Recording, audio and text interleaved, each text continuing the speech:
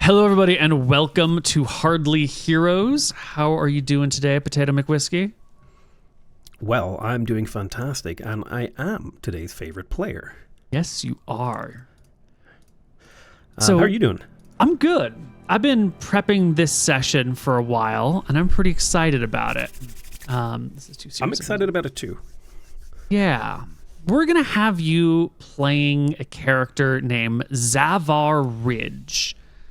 I'm going to give you a little backstory into who she is. Let me go read my notes. So Zavar Ridge, you're a criminal. You are a gang member. You're part of the Pitmen. Once upon a time, he says as he gets his music going up. Once upon a time, a long, long time ago, you lived a normal life as a laundress in a different city, in a different kingdom. The king, the court, and the government were all corrupt, but if you kept your head down and paid your dues, you could live an honest life. You had a family, you had community, your hands and your soul were clean. These were the relative good times. But in your late 20s, just as your life was starting to come together, war came to your area and everything changed. You ended up as an infiltrator in the army, sneaking into enemy camps to gather information, set fires, scare horses, and otherwise harass and degrade the enemy capabilities. How you became this infiltrator is sort of up to you, but this wasn't your life plan. You were just a good, honest person. Now the war drags on, and as it begins to wrap up, your side, unfortunately, is losing. And one of the people who you work with turned on you. They took you by surprise and took you captive. And they were going to trade you to the invaders, which is certain death, because you're an infiltrator, which they would consider a spy, so you're dead, in exchange for their life, like the person who's going to turn you in. Who this person is up to you. You know, could have been a friend, a lover, an acquaintance, a superior, a subordinate, someone that you knew. And then you got away, and you had to leave because you were a spy. Someone's going to find you, someone's going to turn you in. If you live in your old area, it's too dangerous. So you had to leave. And you came far away to the city of Stromheim, where we're going to play our game today. Stromheim is a city in decay. The outer city is run by or ravaged by various gangs. The inner city is home to nobles, knights, wizards, clerics, scholars, and the last vestiges of true civilization in this part of the world. But that's not where you live. Your job, working for the Pitmen, you work for the Pitmen. It's a gang here. And you're about to be given a job by your boss because you are a trusted member of the Pitmen. You're not just any old gangster. You're part of that like almost inner circle, you know? Mm-hmm. The Pitmen, they gave you a home when you were wandering. They integrated you into their society, and you've earned, not given, but earned a place of privilege amongst them. You're not that most inner circle, but you're like on a first name basis with some of the people who are in the inner circle. The Pitmen, like using like mafia terms, like a made man. Yeah, like, exactly. Sort of on that level. I'm not a boss, but I'm like, you don't mess with me. Exactly. That's exactly where you are. And part of this society that you've been in, like as part of recognition of your efforts and your importance, they've equipped you with a +1 arming short sword and a ring of protection +1 so that you can just do your job better. And your stats are great. I'm just going to read them out to chat. It's 16 strength, 17 dex, 11 con, int, and wisdom, 13 charisma, 16 perception. You're a level 6 thief who rolled 36 on your hit points when 27 is the average. So very good. You have a +1 to damage. Very hard to kill. Melee and thrown weapons from your high strength. Yeah, so you're great. You're a real tough son bitch, Zavar. And this is your little token. I'm a hard lady. Yes. That's awesome. I love this character. I love the setup, and I'm excited to throw my weight around the city. Good. Well, you've been given a job. You are supposed to meet a wealthy man in a safe place. He's supposed to pay you, not now, like the payment will be after your job is completed, but he is supposed to at least show you proof of his payments here. And as a trusted made member of this gang, you're not just entrusted to do the job, you're also entrusted to evaluate the job, right? We don't play lawful stupid. We play smart thieves, and people are always trying to get the upper hand. You got to assess the situation that you're in, see if this is actually something that is good for your gang, good for your society. It could be a straightforward job and you just get paid and that's what you need. But just because someone's calling on your services doesn't necessarily mean that's the best course of action. And you're trusted enough to make these decisions. So, unless you have any questions, let's jump right in. Okay. So we're going to be starting our session today kind of in the northern side of town in a tavern called the King's Cocktail. It's a nice place, sort of almost upper crust for the outer city. It's got a ground floor where there's like a common area. Then it's got some rooms upstairs, and there's one area on the highest floor here that is held for special meetings. It also has some roof access, and that is where you are going to go meet your person. You're going to go meet Leopoldi Shacklebrook. Okay. He's a wealthy man from the inner city. He's got a problem he wants to talk to you about, and this is over here. You can head on in through the inn, come up some stairs, come to meet the first of his bodyguards who sees you coming. Is expecting you and lets you pass to go up the stairs to this little meeting room where there's a second fully armored bodyguard here waiting. This guy, he's an inner city dude.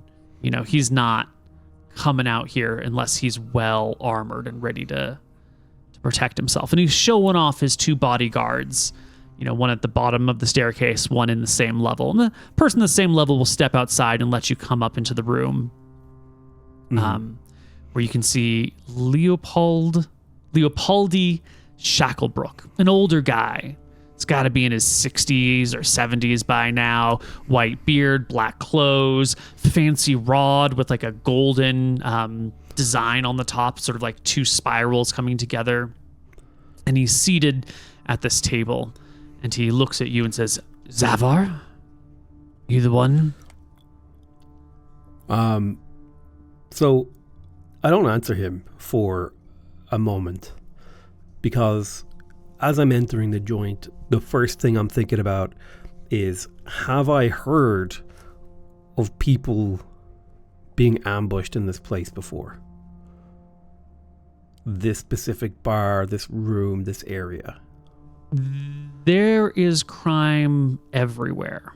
This is in the green zone, so it's generally safe, but yeah. This could be an ambush. Every interaction could be an ambush.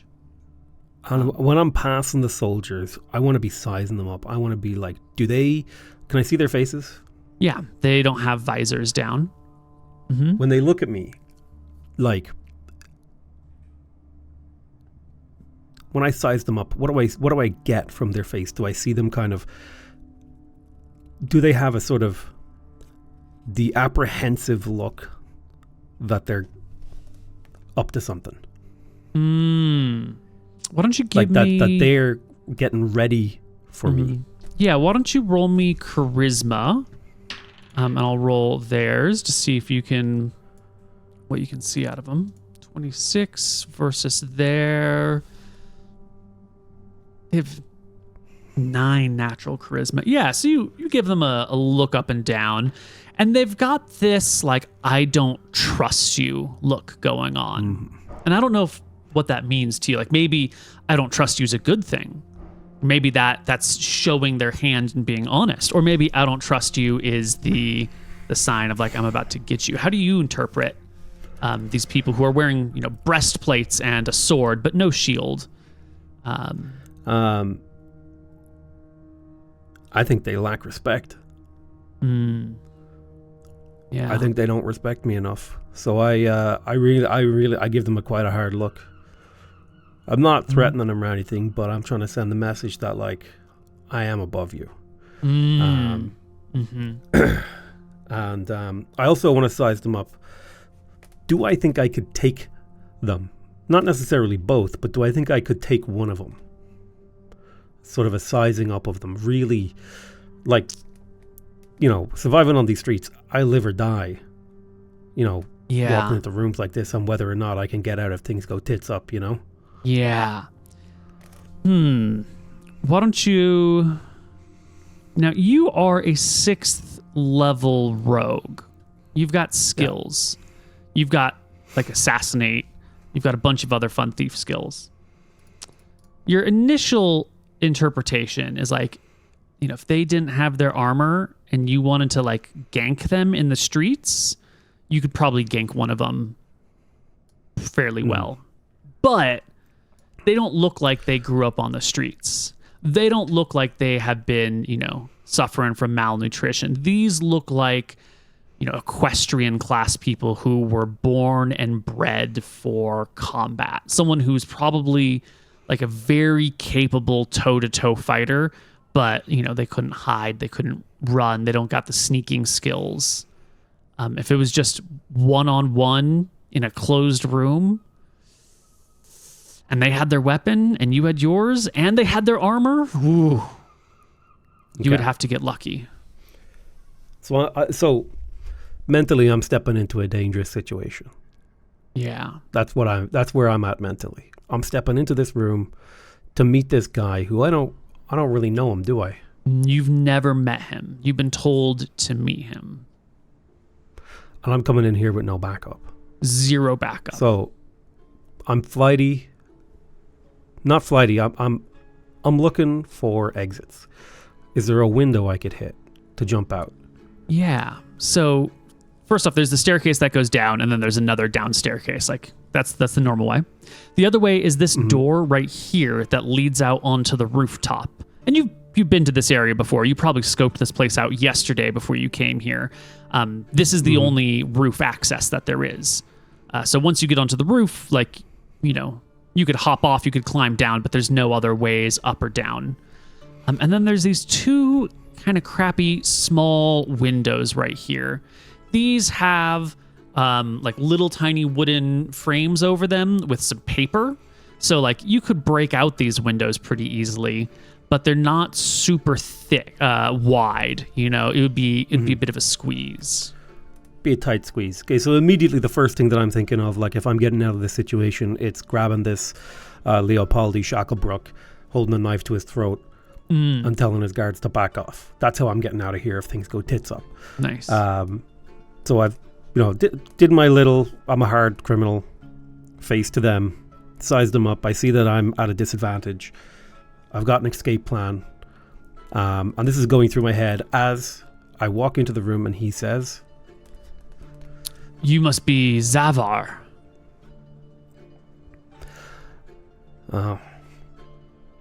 Could be a name that I take. Depends on what it's worth to you. I'll walk over and I'll sit down at the table with him. You sit at the table. Zavar says, now I have a job of some discretion. I could have anyone do this. I could have my own people do this, but I am hiring someone like you so that it gets done quietly. That's first and foremost. You see, I blow out through my cheeks like this, kind of like, quiet's expensive. Noise is cheap. He'll take a little satchel that he's got at his side and place it on the table, letting the bag fall to the sides and revealing 3 potions within the bag. And he places a hand on the tops of these potions and says, I have the payment after the job is done, just like they said. Do you need to inspect it?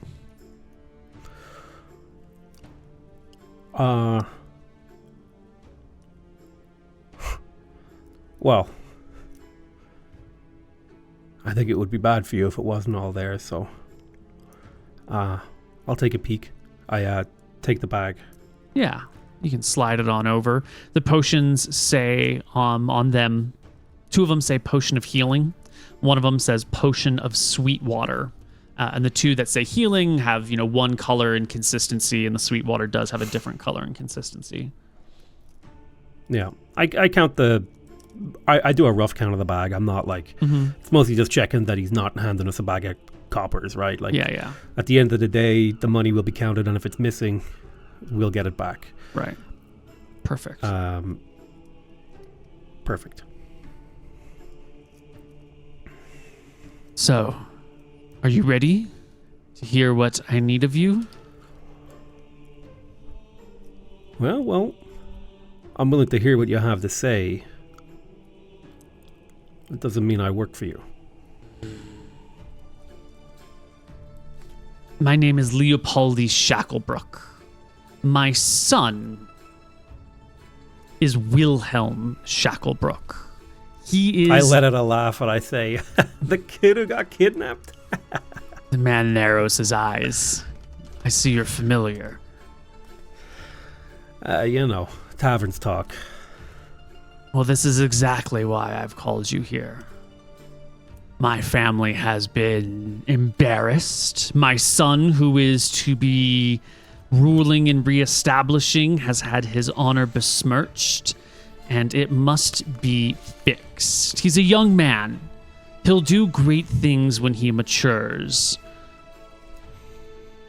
I need you to help him a little.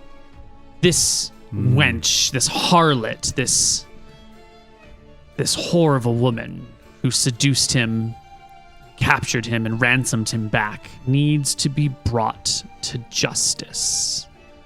And I don't want it to look like someone bailed him out. It needs to look like it was his doing. But son's heart is soft, hopefully to be hardened soon.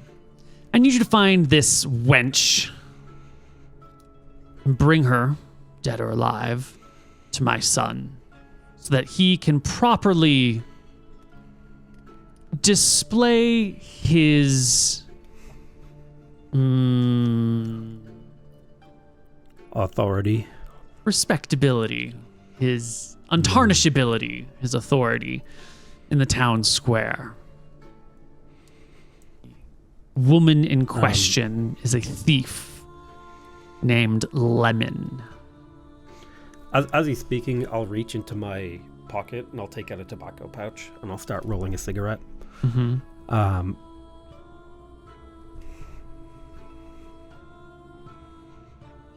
This Lemon, she's a northerner by her accent. Lives in the city, though. I don't know where. In the city or out here?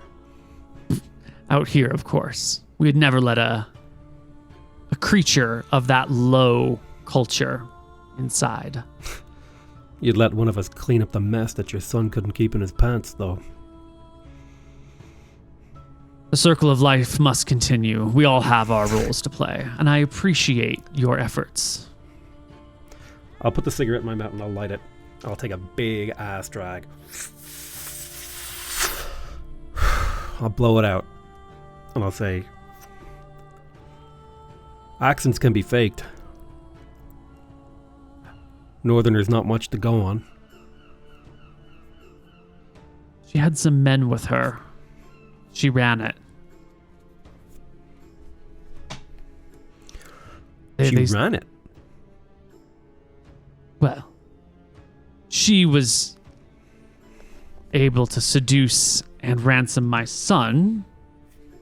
I imagine she's the head of operations.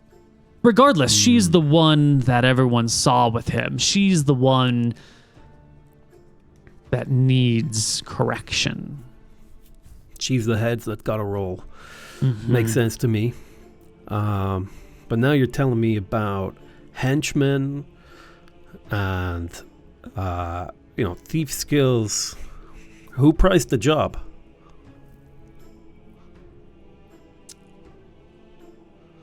I don't know if they calculated the risk properly, because I got to think about that. You might need to make an insurance down payment case I try to do the job and I get my ass killed. You know what I mean? He nods. Well, I originally spoke to Fiona. We had a brief conversation. She said this was the price for this sort of work. She didn't specify any other details. Is this not the price? I might have a chat with her, but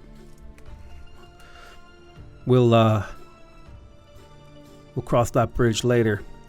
So tell me what you know. You know, her name is Lemon. She's a thief. She's got a henchman. She's got a northerner accent that could be fake. Who knows?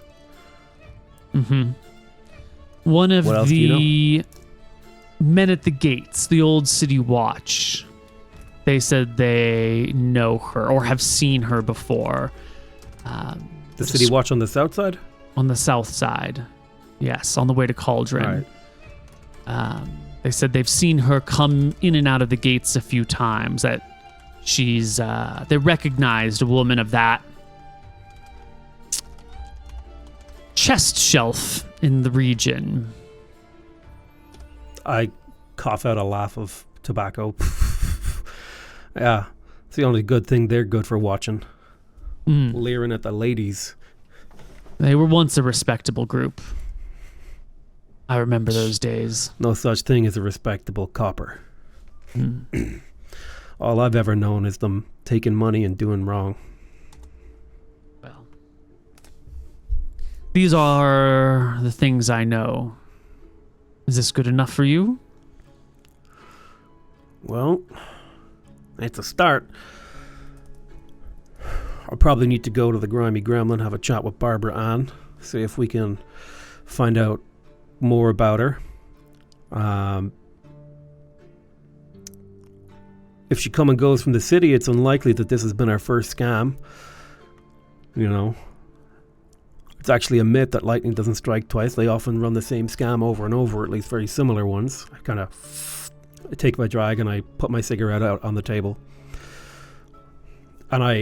And then I flick the ash absent-mindedly, but like I don't care if it like flicks towards him. Mm-hmm. I like super do not give a fuck about this guy. Yeah, he sort of like brushes the smoke that you've been blowing towards his face out of the way.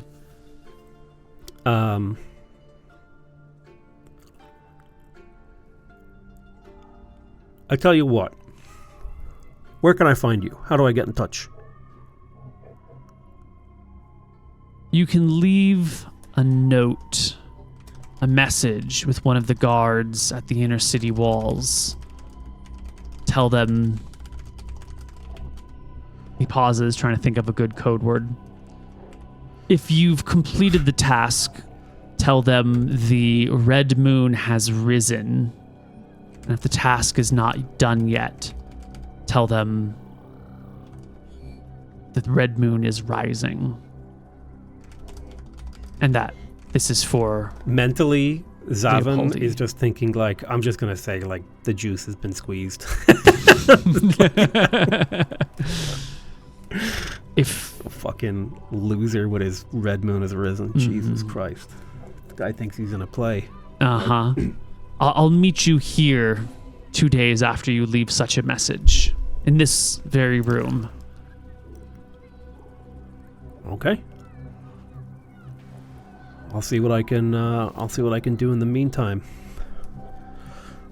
Good. Don't want to lend me one of those fancy boys in shiny armor? I look over at one of the clankers. I don't want it drawn back to me. I want her to disappear from the city and reappear in my son's grasp. I see. I'm the glove that keeps your hand clean when we're doing the dirty work. I got what you mean. He nods. Good. I'm glad that we are in understanding. I think that's enough for me to get started. And I put on a posh accent. It's like, if there's anything else, Leopold, do let me know. But I shall be taking my leave. I'm very clearly mocking like the rich. Right. He accepts the mocking. He's dealing with you.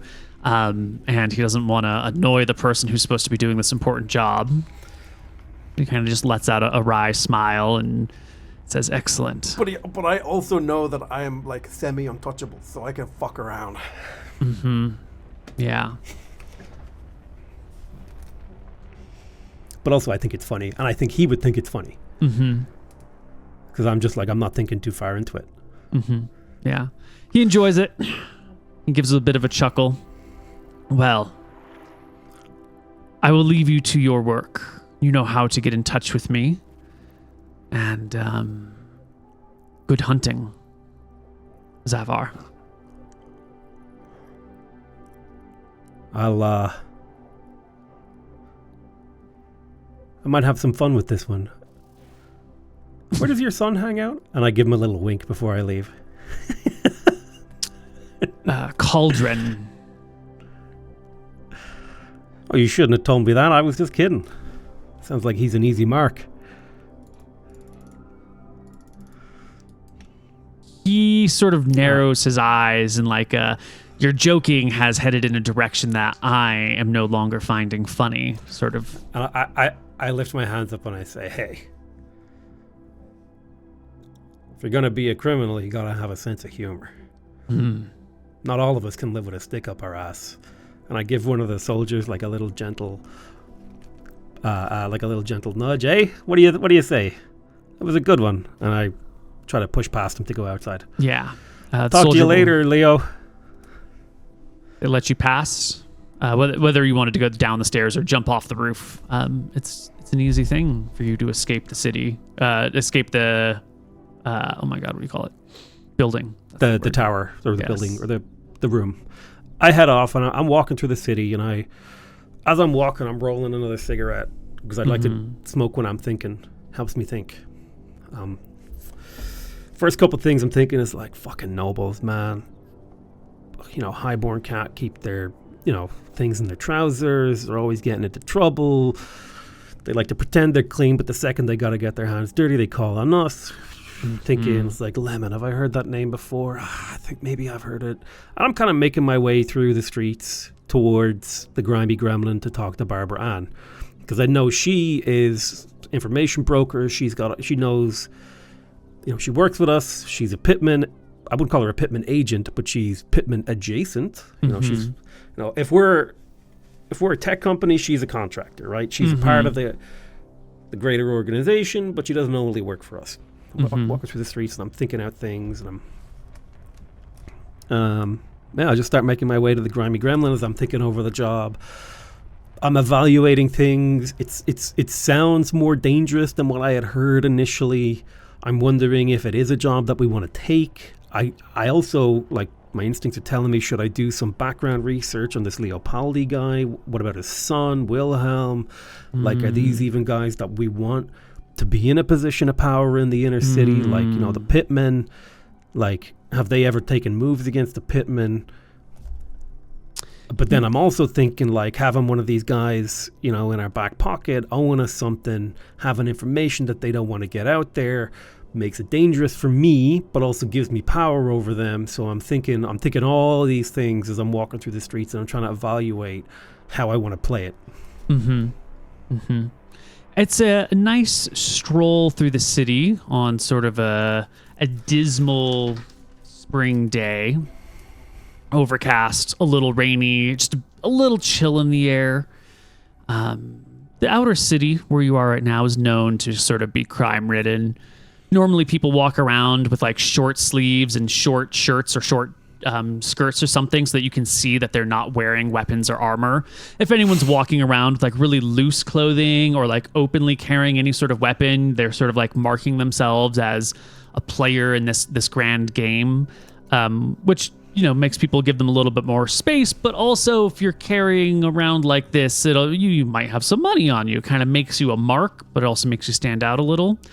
I think you are quite used to this environment, and as a 6th level rogue, I don't think you're too concerned about carrying your short sword on your side.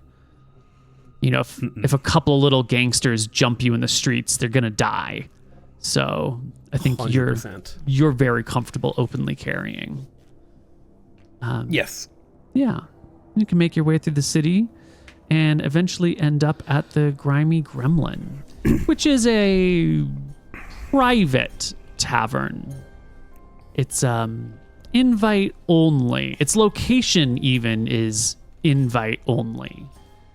There's a door guard who lets people in based on it's just essentially like, I recognize you.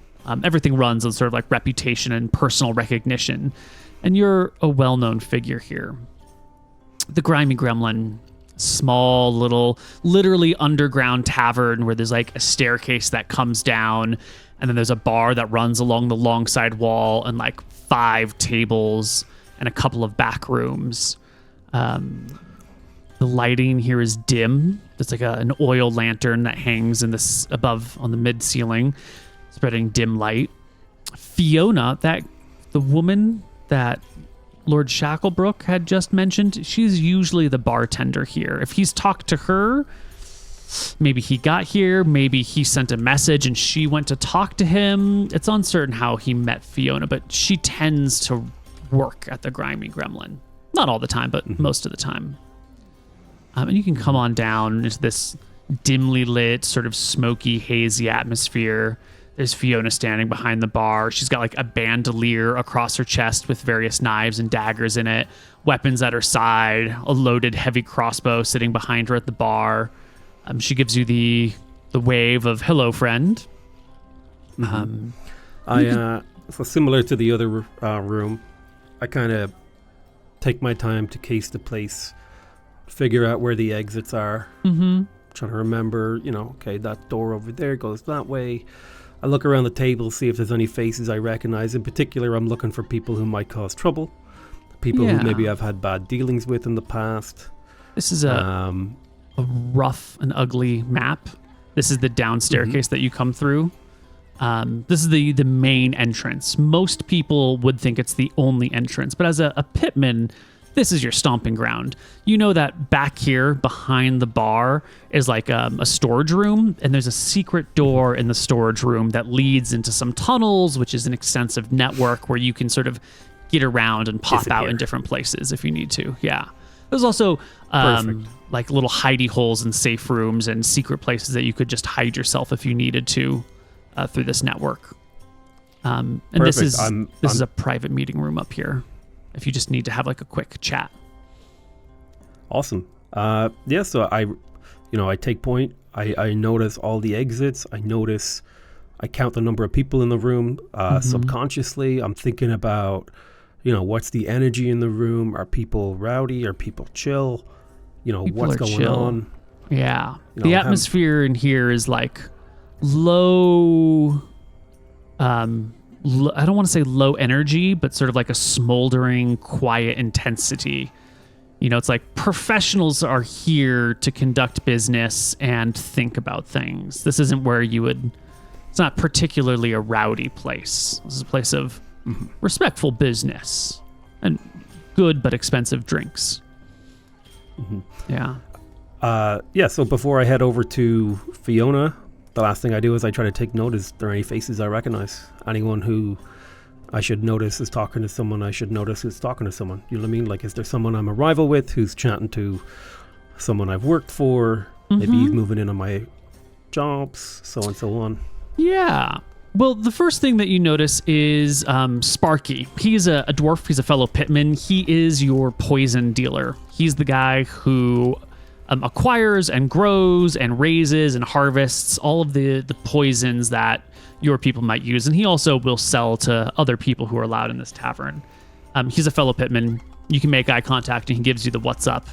He's there with a couple of his acolytes, henchmen, apprentices, the people who help him handle his poisonous animals. And they all kind of hang out together. It's a group of 3 dwarves. They're seated at one table.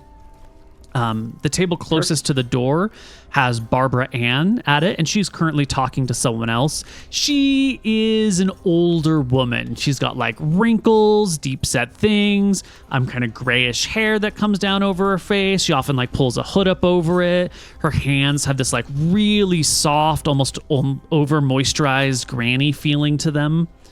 And she's too busy with her client to give you a proper look.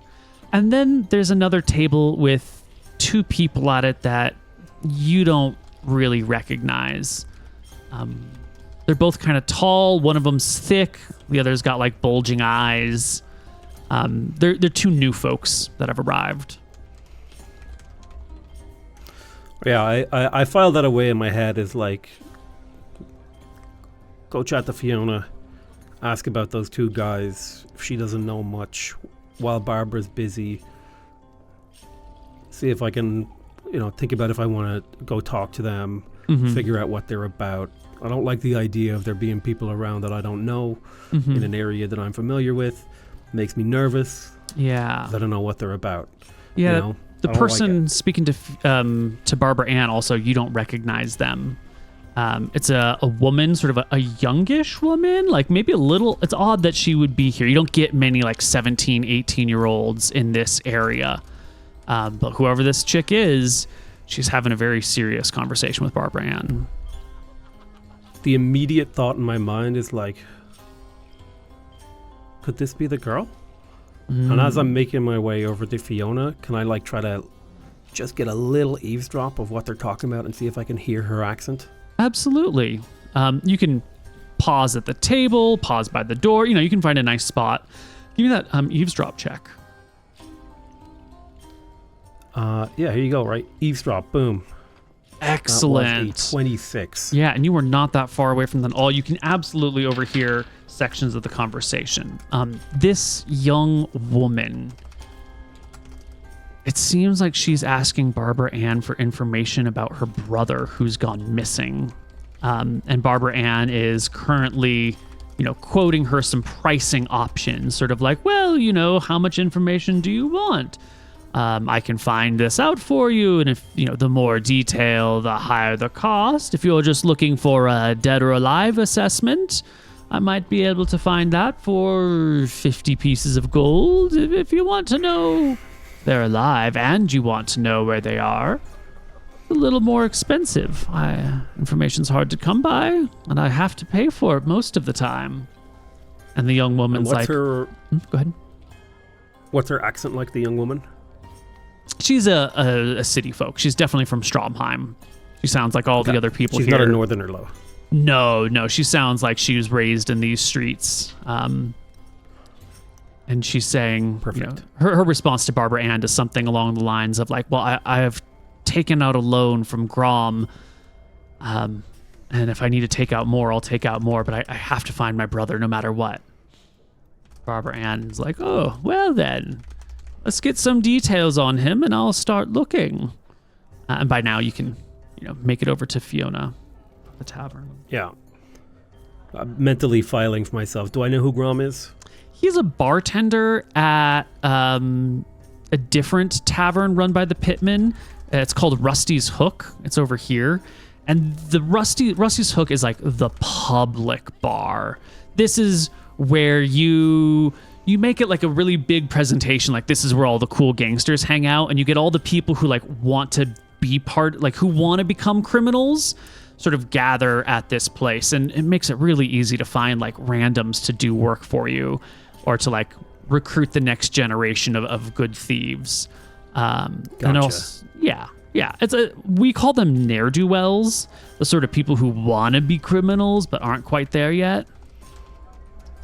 Yeah, the kind of people who like think they're like me. Exactly. Yeah, the wannabes. And this is just like the nice place to house them all and make a bunch of money off of them because they all want to be gangsters. And this is like a gang-run bar. And then you can recruit as needed because they're all desperate for your approval and to be... Oh, the sense of power is overwhelming. Okay, yeah, so I make it to Fiona. I'm sorry, I know I'm slowing things down, but I'm really in this character. Yeah, do it. That's fine. We got time. Yeah, you get to Fiona. She gives you a wave. What it'll be, Zavar? Say you got any lemon drops? Just for you. She reaches down, pulls out some hardened candy, little hard candy things, and then starts grinding some things in a pestle. The mortar is the thing you use, right? The pestle's the thing you grind in, I think. She starts grinding up the pestle, yeah. Yeah, starts grinding up the things. Starts mixing beverages for you. It's a nice place. The cocktails are fancy. Have a How's lemon drop. How's the life? It's a living. Yeah. Better than dying. Days are long, but the months are short. How's the bar? Good. Things are up. Business is good. No signs of trouble. I think everything is just going according to plan here. That's good. I always like to hear you're not in trouble. Young girl like you Well, should stay out of trouble. You don't want to end up like us old girls. I'll give her a little wink. live fast, leave a pretty corpse, that sort of thing. I don't know if my corpse is very pretty anymore. I wouldn't think so. She slides you your lemon always drop. earn your tips. I take the drink and I nod over to the two new guys as I take out my tobacco pouch and start rolling at the bar. And I'm like, who's the two new heads? Oh, Never seen them before. Yeah, they've been coming by every now and then. They're okay. They, I don't know if you heard, they stumbled across an old memory stone, traded it to some folks, to Malchus. That's a name you would know. He's a wizard that works for the Pitman. Yeah, a Pitman wizard. Traded it to Malchus. He thought it was so impressive. He paid for their entire lair to be built. So, they're in good standing for now. A whole lair? A whole lair. They're still poking around at the damn thing, but you don't find a lot of memory stones. They say. Do I know what a memory stone is? No, you've never heard of this before. I finish rolling the cigarette and I say, wizard mumbo jumbo, I never know what they're talking about. And I put the cigarette in my mouth and I go to light it, and then I look at Fiona as if like double checking for permission to light the cigarette. She reaches and pulls a small little candle that they keep burning behind the counter and lights your cigarette for you. Thank you. Sets it back. Rich man offered me a job today. Turns out his son couldn't keep it in his pants and it caused him a problem. Might be a fun one to clean up. Heard any news? That's a story as old as time. Rich man needing a dirty woman to do his business? Well, men thinking with their dicks, not with their heads. Could say that again. Yeah. Well, They really are the weaker sex. Just don't tell them that to their face. They're so fragile. But they're the logical ones. I take a bit. We all need foolhardy people to run in headfirst and make a mess of things. Yeah. Well, I tell you what, if I if I get another man to tell me that I'm too emotional and not logical enough, I'm going to end up with another pair of balls in my mantelpiece, let me tell you. Didn't you used When do you to think be Barbara will be married? finished? Yeah, just because I found one good man doesn't mean I like them all. Yeah. When do you think Barbara will be done? Couple minutes? I don't know. She's new there, that girl. This is the first time she's come in. She had a little writ from Grom over at Rusty's Hook. I don't know what it was that enticed him so to let a pretty little thing like that in here, but I think she's in over her head. Wouldn't be surprised if the money lending side of our business does very well off of her. Well, if I know Grom and Grom's a man and I know men, a pretty little thing is very easy to write a letter for. Probably wouldn't write a letter for an old gal like me, that's for sure. I look over at the girl and You said she was like 18, 19? Yeah, real young. Say, it's a damn shame. Probably going to take advantage of her and take every penny she'll ever earn. Just because her brother went missing. Oh, well. I guess Money's women money. are stupid too. The things we do for love. Suppose it's better it's a brother and not a lover. Plenty Well, of fish in the sea. I mean, knowing people from Stromheim, it could be a brother and a lover. They say that's why the city's in the state that it is. Yeah. Oh, Family tree that looks like a branch. Yeah. I think Barbara Ann's done if you want her time now. Don't be a stranger. Thanks for the drink. I I throw back my drink and I walk over to Barbara Ann. Mm-hmm. She's I say, need a minute? No. Have a seat, darling, she says, sort of jotting down the last few things in a little wax tablet and then like shutting the wooden case on it. Well, I sit down beside her. Or in front of her. Deary good friend, it's good to see you again. What can Barbara Ann do for you? Well, I got an inner city nobleman whose sons couldn't keep it in his pants, got him in a little trouble, and now he wants me to find out what happened. I got a few questions. Well, I have hopefully answers for you. Absolutely. You ever heard of a girl called Lemon? And how much would it be worth? She leans in, puts her elbows on the table. I have. And it's worth a decent amount. She's not anyone too terribly important, but she has a few friends.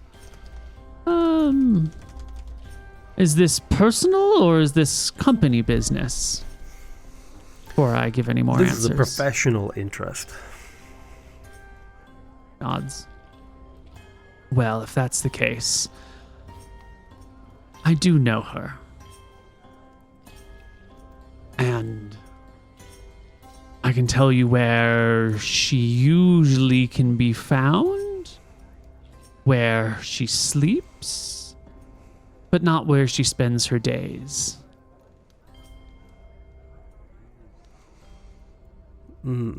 Okay. How about a little trade? Excellent. I do love a little trade. Is this going on your tab or is this different? Well, I was thinking I could tell you who wants to take a job out on her in exchange on information on the guy who's taking the job out on her. Excellent. Well, I Think that's a fair trade? depends on the information. That could be a 25% discount, or if it's important enough, even a full 100% discount. Well, and I kind of lean in and I lower my voice just a little bit. And I say, Leopoldi Shacklebrook. You heard about his son, Wilhelm, getting kidnapped and ransomed? I most certainly did. Well, it turns out that they suspect that it was Lemon who did the job. Uh-huh. And they're willing to spend a not insignificant amount of money to get their hands on Lemon to restore their family honor. Now, I don't know much about Leopoldi or his son, but when you're working for someone, you want to know a little bit about them. Mm-hmm. So since you know who's trying to kill Lemon now, because they made it very clear what their intention was, they're trying to make his son look strong. What do you know about Leopoldi and Wilhelm? Well, the Shacklebrook family is not what it once was. Many of their holdings were lost and destroyed in the wars of yesteryears. son is trying to resettle Copper Hill and has done a decent, not Copper Hill, Cauldron, and has done a decent job, except for the incident you've just mentioned. I know Mr. Leopoldi has spent much of the family fortune investing in the young Wilhelm. Family is all in on him. Should his little capers and adventures fail, I do believe the Shacklebrook family will fade within a generation. They've suffered some misfortunes in the breeding area. Only one good possible heir. The rest, well, one's permanently disfigured and diseased. The other's a good-for-nothing layabout. The last one married off to a different family and no longer able to carry on the name. Understood. Let me ask you a question. Hmm. Do you think it would be good or bad for the pitmen if they went the way of the mud?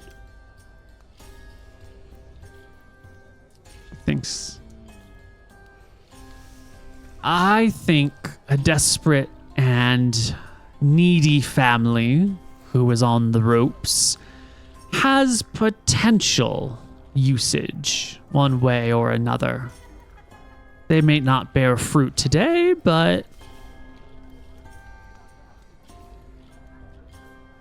people who are safe and secure are less interesting. Inclined to do business. Yes. All right.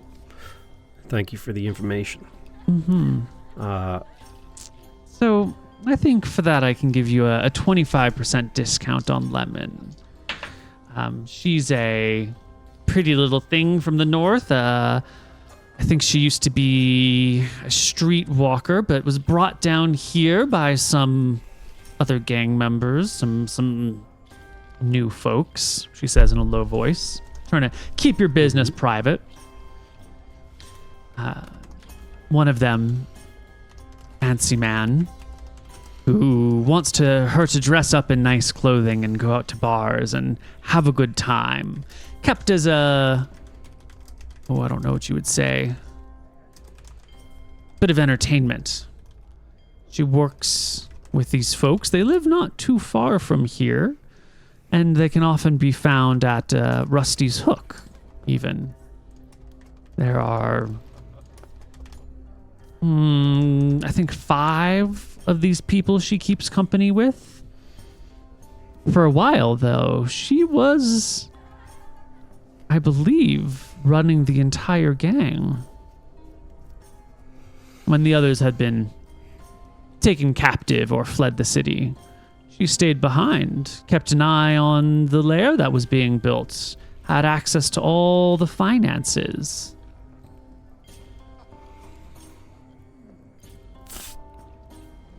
I start rolling another cigarette.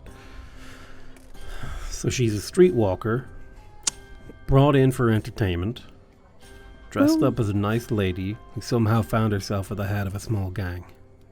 I think she started that way. It's hard to know her exact position, but many people who start one way end up in Stromheim in a different position.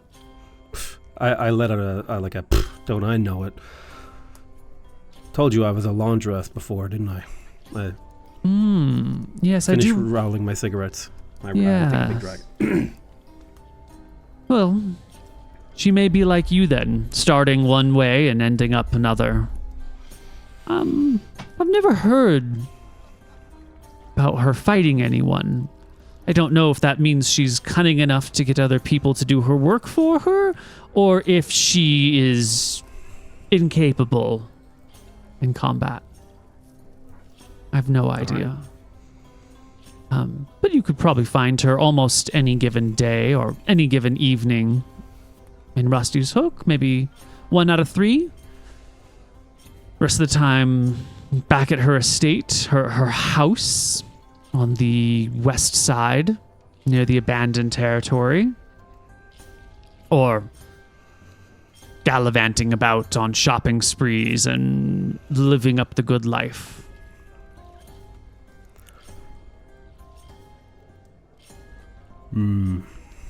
I nod and I think about it. I'm thinking about through my head how I want to approach it. So I know where I can find her. I know what I can do. And I say, how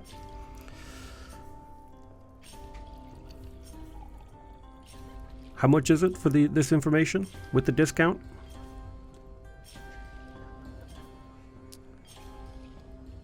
For this one, 75 gold. I already knew this. There's no cheap. No, but there's no one else to bribe or nothing else to be sought. This information came to me readily and easily. Nice low price.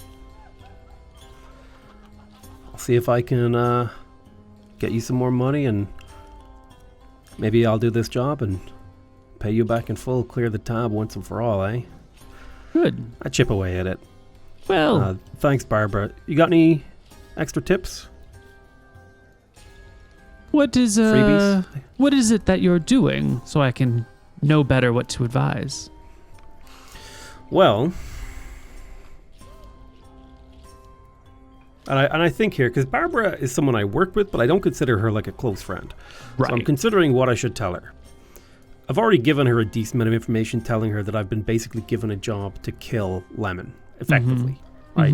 Now my job is actually to capture her and deliver her to the town in the south, Cauldron, and then say the red rose rises at midnight or whatever. Right. And I'm thinking, like, well, maybe I go tell Lemon someone's taking a hit out on you. And say, listen, you owe me 75 gold at least for me telling you that.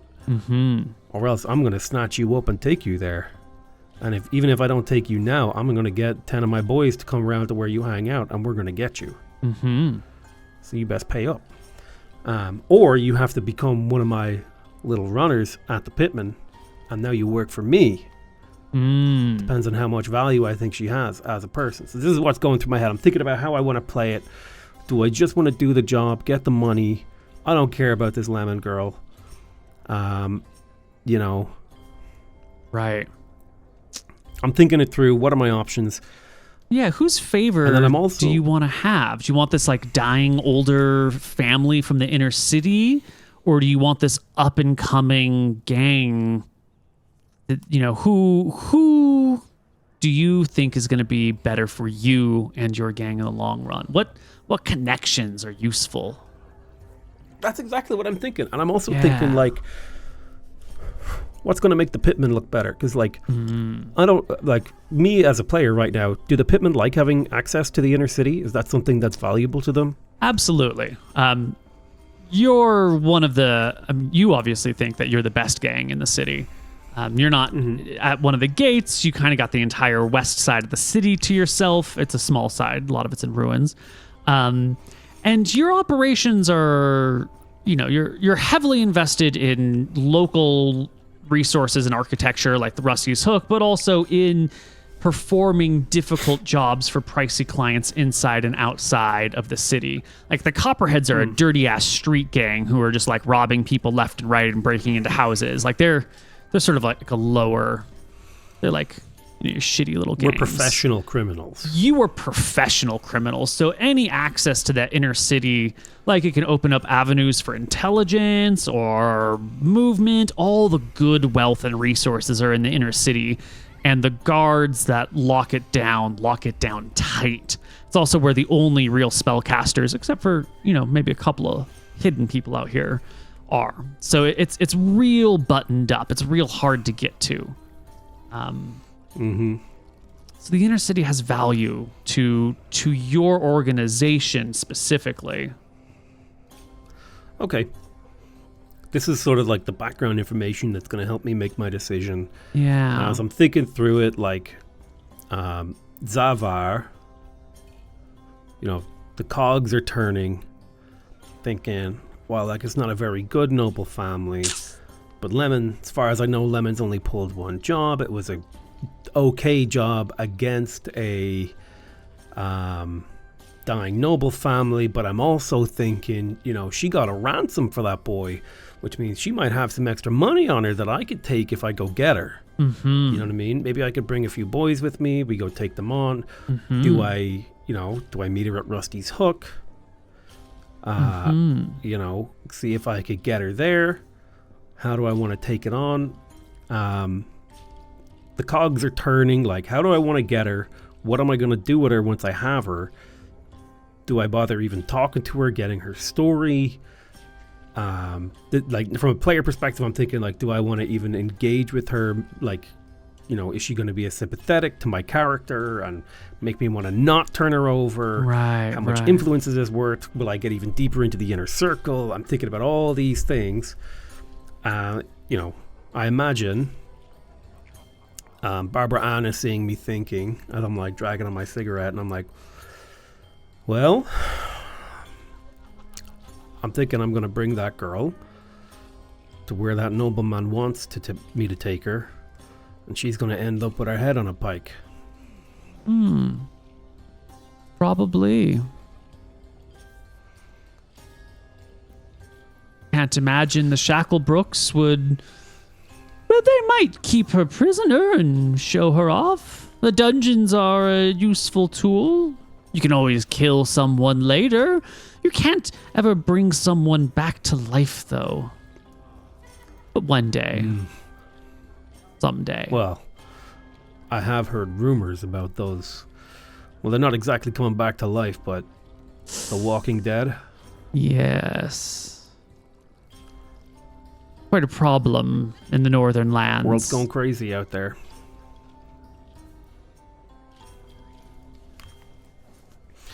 Anyway, I look over Barbara's shoulder. I'm sure you've got more clients. I think that's all I need for today. It's a pleasure doing business with you, Barbara. And you as well, Zavar, the laundress. Always taking care of other people's dirty laundry. They call me the cleaner. I give her a little wink. Things are always so shiny after I leave. She gives you that squinty grandma gaze of approval, chuckles quietly to herself. Well, good luck. On the way out, I stop by the bar. I have another drink. I just kind of chat idly to Fiona, just a friendly chat. Mostly because I'm just scoping out if more people come in and out of the bar, and I'm I've already had 2 meetings today, so I'm thinking about what my next move is. Mm-hmm. The dwarves are hanging out, having a good time. One of them starts to get a little loud, and you can see Sparky kick him under the table and give him the tone it down, dude. This is not the place to get rowdy motion. And when he does that, oh, yeah? that actually gives me an idea, and I go over to Sparky and I say, "Hey, Sparky." Zavar, how's it going? Oh, it's going like it is every day. You know my companions, dumbass, shithead, and asswipe? Oh, I try not to be familiar with them. Well, everyone always needs a little asswipe from now and then. Well, some people could use that lesson more than others. Tell me this. You got a poison that's as good as shutting people up as your boot is on that apprentice? Well. I have quite a few things. Depends on the application, really. Is this put it in someone's drink sort of thing, or is this shoot 'em full of holes sort of thing? This is a put 'em asleep kind of thing. He nods. Slip it in their drink.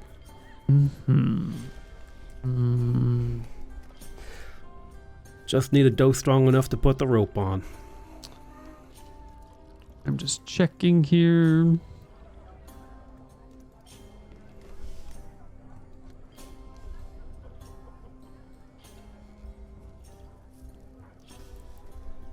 He nods. He goes, yeah, I got a couple of things. I got, a thing that'll last about an hour or a thing that'll last about 6 hours. What are you looking for? What's the price? Well, the 1 hour thing is a little sour. It's more effective typically. Only lasts an hour. It's about a 10 gold a dosage. The other one, sometimes you need a little more for it to kick in, but it lasts 6 hours once it does set in, and that's 25 gold a dose. Give me the 10 gold dose. How are you for refunds? Never. Never change, Sparky. Well, And put it on my tab. I'll pay up once I finish this job. Of course. You know I'm good for it. Absolutely. Meet me back here tomorrow. I'll bring it to you. I don't carry it on me. I did that once. Little accident. Went for my flask, grabbed the wrong thing, woke up in the streets. Wasn't a good idea. Well, it's a dangerous game. Yeah. Oh yeah, I was thinking I could maybe use it tonight, but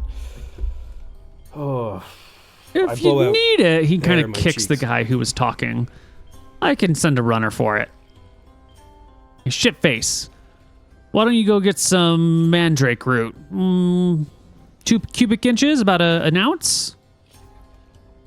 Bring it on back. And he looks to you. How? I sort of look and I say, how long do you think it'll take? To kick in? No, for him to get it. Oh. Hour? So if he's back before an hour, I'll buy you guys a round of drinks. Hurry up, asswipe. Go, go, go. And the dwarf gets up and trudges out of the room. I go to take his seat, but then I kind of wrinkle my nose like, Jesus. The other 3 Never dwarves mind. laugh. I understand why he's called Asswipe. It's what he needs. What are you guys drinking? Mojitos. I go get them some mojitos. Don't tell Asswipe, eh? Yeah. And I drink one as well. And I sit and I just shoot the shit with them while we wait for him to get back. Well, Sparky will tell you that this ground up mandrake root that you're getting is kind of sour. And so it can be like steeped in hot water to extract it. You could put it in a drink and let people like swallow it or chew it somehow. Yeah, but it does have a bit of a sour flavor. So if you're gonna mix it with something, you kind of want to mix it with like a drink or a food that already Like has whiskey sour? Yeah. Something that's already sour. Yeah, something where you wouldn't immediately notice that flavor. And that it takes about half an hour to kick in. Okay. Perfect. Well, eventually Asswipe comes back, brings you your stuff. It's a little folded piece of cloth, and when you open it and unfold it, you can see it's like a ginger-like root that's been chopped up and then like chopped the other way. So it's like little tiny cubes of this ginger-like root that has a semi-pungent odor, not too strong. Got it. I grab it. Was he faster than an hour? He was, yeah. It was only 45 minutes. I buy them a drink. Racking up a lot of money tabs here, but I'm a made woman. I got this kind of money to play with. Okay. Well. All right. What time of the day is it? Let's see. Your meeting was still during the day because the noble guy didn't want to be out in the inner city. It's an outer city at nighttime. So by now we're probably getting towards sundown, towards evening. Perfect. I make my way to the Rusty Hook. Right. Well, why don't we go to Rusty's Hook? Why don't we take a short break before we get there and come back on the other side with a little more Hardly Heroes? Perfect. So we make our way this very evening to Rusty's Hook. And Barbara Ann had said that, 1 out of 3 nights she can be found here. Ish. Now, let me set the scene for you as you come into Rusty's Hook. Rusty's Hook is a big tavern. It's real big. It's got 2 floors to it. And there's seating for, couple hundred people maybe. There's some fireplaces. There's some windows all over the place, no glass. But the lighting in here isn't great. It's got lanterns all over the place. There's a really big bar downstairs where Grom is the head bartender. He's a pitman. He runs this place. He works mostly as like the he's like the PR agent essentially for the spokesperson almost for the pitman. He like runs the bar that is the most public facing area. He doesn't actually do a lot of like decisions and management sort of thing, but he helps like facilitate the new people and the new faces, that sort of thing. He does a little bit of money lending, admin work, all absolutely. that kind of stuff. Yeah. And he's chronically overworked. And he volunteers for this. He's the sort of person who puts in like 80-hour weeks regularly and doesn't complain about it. He's a really hard working person. Now you personally, roll me a D20 and roll kind of high. We're like a 12 or higher on a D20. Yeah. 14. You know Grom well enough to know that he's sort of in that same rank as you. He's like a made man. He's been around longer than you have, but he's not in that innermost circle. But from what you do know about... But he's close. Yeah, he's close. What you do know about him is that he has a similar backstory to yours, where once upon a time, life was nicer to him and things got real dark. And the way he copes with this shit that happened and that he's had to do is just by working and never stopping work. Like never be alone with your thoughts. So that's what you know about Grom. He's a good guy though, for the most part. Well, honest guy for the most part. But definitely like relatable, running from something in his life. Mm-hmm. Yeah, no, for sure. He's running from his problems by burying himself in his job. Exactly. Yeah. The waitstaff here is pretty nice. They work hard. Upstairs, there's a woman named Hudson who manages, like, she's your fence. If anyone steals something good, they can come and, like, sell it to Hudson, and she'll, sell it somewhere else and then give them a portion of the cut and keep the rest for the pitmen in general. So she lives upstairs. She hangs out there. Otherwise, it's just a big bar, As you come in on this night, there's got to be at least 100 people in here split between the two floors. And the two floors have like the very center of the tavern is open air. So if you're on the second floor, there's like a walk around balcony that looks down to the middle area. So you can kind of like look up and see people on the upper level. There's a front door and a back door and then like the door behind the bar. It's just a busy place filled with wannabe thieves. It's like going to TwitchCon, and then there's all these people who are like, wow, it's so great to be here. But you're like, bitch, I own this place. You know what I mean? This is my hometown. Exactly. Yep. Wherever I go, Zavar, me, I'm always, first thing I do when I walk in a place is I'm thinking of how I'm getting out of there. It's the first thing I do. Every time I go from one environment to the other one, doesn't matter where I am. Mm-hmm. Now, the more comfortable I am with an environment, the less I have to do. And this is a place I come all the time. Mm-hmm. I'm in Rusty's Hook regularly for relaxation, for business, for whatever. Mm-hmm. So I know where I'm looking. I look over there. I see that door. I see that stairway. I see that window. And I'm like, old reliables, the way's out. Got it. Mm-hmm. And then the second thing I do is I just take a moment and I look around and I just vibe check a bunch of people. It's hard to explain this, but when you're looking around, there's people who are focused in on their conversation. They're having a good time. And then there's people who are focused out, who are even maybe observing me. And those are the people I'm nervous about. Because I'm like, what are you looking at? Right. You know what I mean? Yeah. Well, this place... I remember their face. This place is filled with people looking out because they're like looking out for... like, who can I get a job with? How can I... They're all like ladder climbers here. And so they're all, huddled together, this group of 3 friends, and they're like talking to each other, but they're like looking around, trying to see like, ooh, that person's probably cool. Maybe we could get a job with that person. And if you make eye contact with any of these people for too long, they might get up the courage to talk to you to see if you need help with something because you're coming in here wielding a sword on your side. You're someone to them. I'm just casing them. Mm-hmm. Yeah. There's a lot of these ne'er-do-wells lying about. And then a couple of folks here and there who are just focused on their own things. Any groups of the ne'er-do-wells that they just look like they have that little bit of intelligence and potential? Give me a charisma check. All right, here you go. Rolling a d20. I rolled a 6. I got a 19. Okay, I need you to actually give me 2 more checks. Okay, here you go. Here's a 30.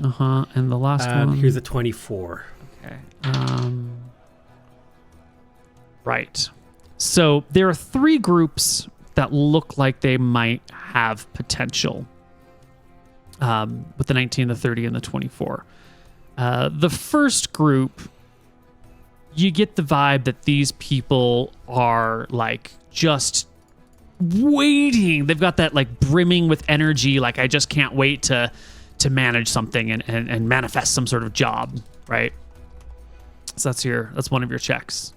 The other check it's a group of just one person, which is a little unusual to see a single ne'er-do-well here by himself. Maybe their buddies are out in the bathroom or getting more drinks from the bar or something. But there's just this one person. He's got this like quiet calm as he's gazing around the area. This one might actually be a little bit more mature, like might have his shit together a little bit more than the others. But there's like eye contact with you as you're gazing and he's gazing, and you two kind of meet.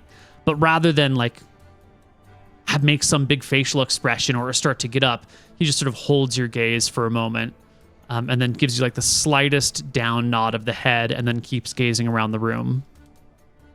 I mentally file him away. Yeah.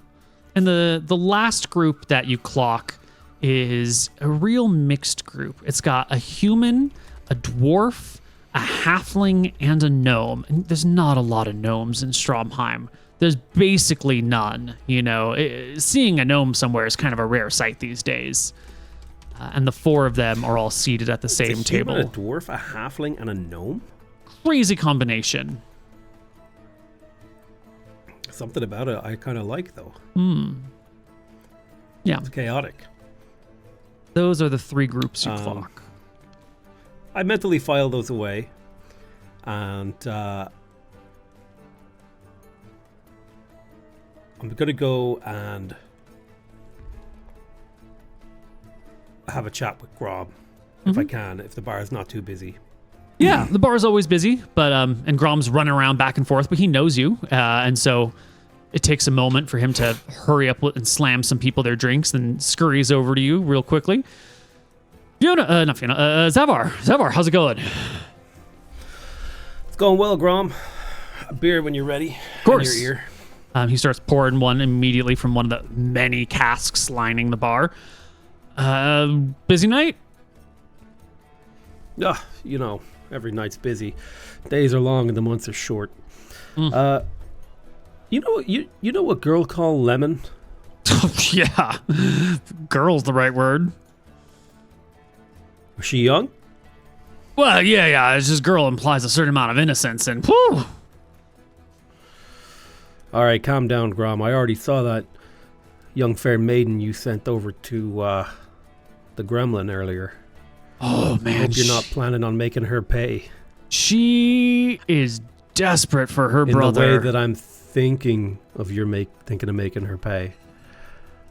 Just internal debt, She's got a decent job. Internal debt?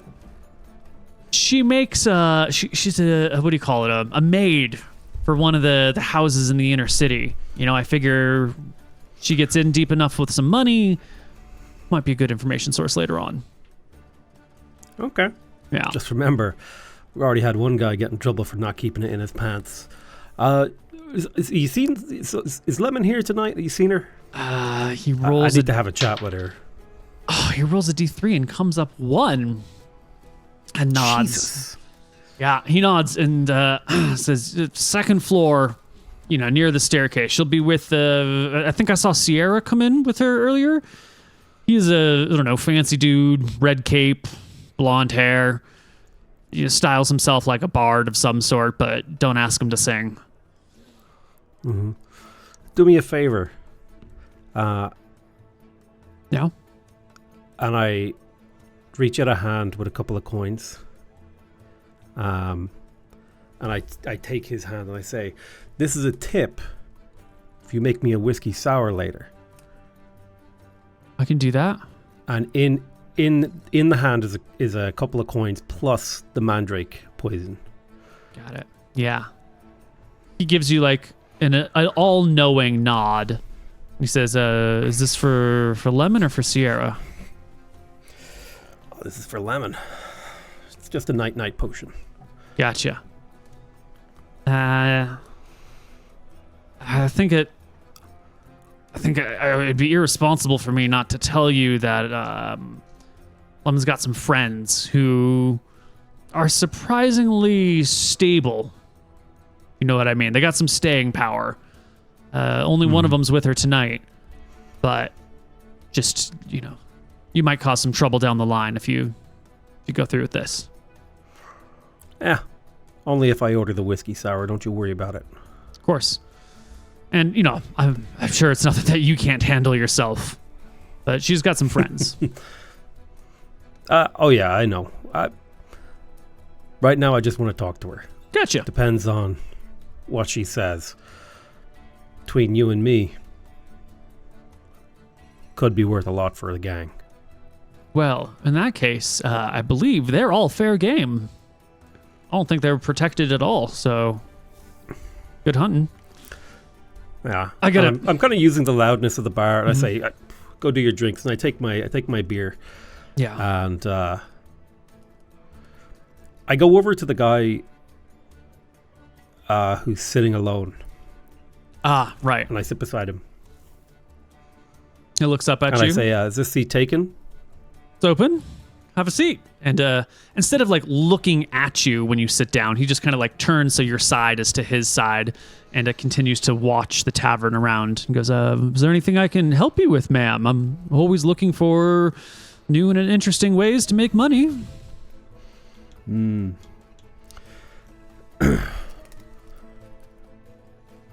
I didn't know they sent coppers to this bar. Excuse me?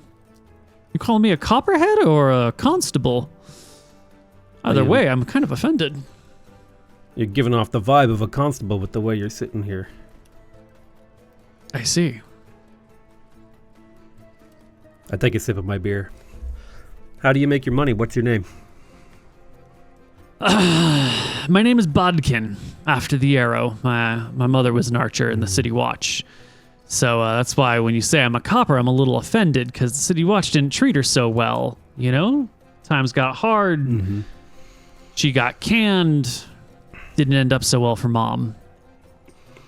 I make my connections in the Demon Slayers? Oh, I burned those bridges a long time ago. But I know still a few names, a few faces. I'll tell you what. I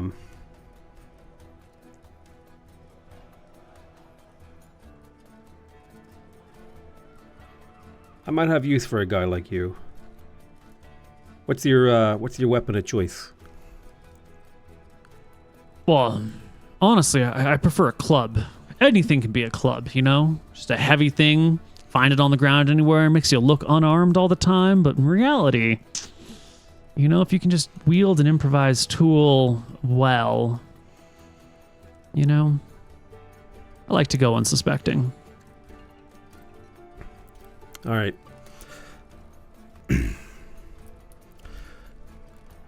You want a shot at earning your place? Of course. What can I do Come with for me you? And don't say a word. Aye. All you gotta do is, if I get in trouble, is you make sure I get out. Gotcha. You want me to stand beside you or 10 feet behind you? No, you can sit down at the table, just like I haven't given you permission to speak yet. Roger Dodger. And he gets up, glass in hand, and motions for you to lead the way. Yep, I take him up to where Sierra and Lemon are sitting. Yeah, there's Sierra. He's got like a red hat on, a red cloak going behind him, fancy rings. He's really displaying his wealth. He's got these like nice clothes that are imported and, tidied up. He's got a big amulet hanging, or a fancy necklace hanging from his neck. Sierra, that's Sierra. Lemon is decked out. She is, let me just put some little markers on the overlays for us here. Let me get a marker for Sierra. Let's see. This guy.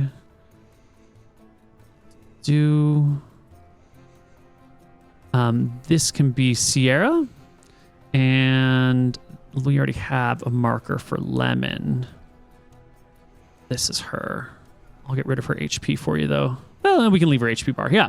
So Lemon is decked out in this like really big fancy blue dress where the rim comes up high all the way around her, revealing like shoulders and the tops of her arms and huge cleavage with this like elegant fancy. It's got to have some sort of like structure inside of it to make the top of it come up. She's got like a little dainty mask on. Her clothing is blue with gold embroidery. She's got a fancy fan that she's waving herself. She's looking like she's about to head out to like the prince's ball and have a good time. And Sierra is similarly not quite as nicely dressed, but like he's put on his best clothes to come out here. They look like they're about to go party.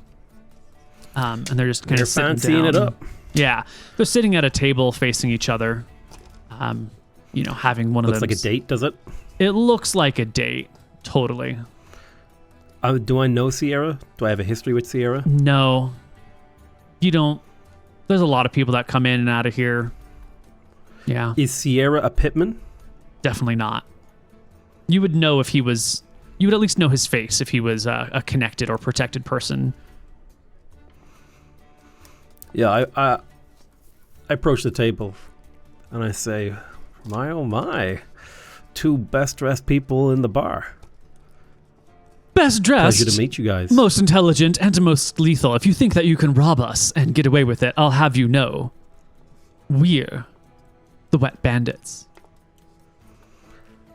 I try to stifle a laugh. The Wet Bandits? What are you? What are you? 12 years old? I'm sorry. You guys need a new name. No. I'm sure you're great criminals. We're the Wet Bandits because after we beat you up and take all your stuff,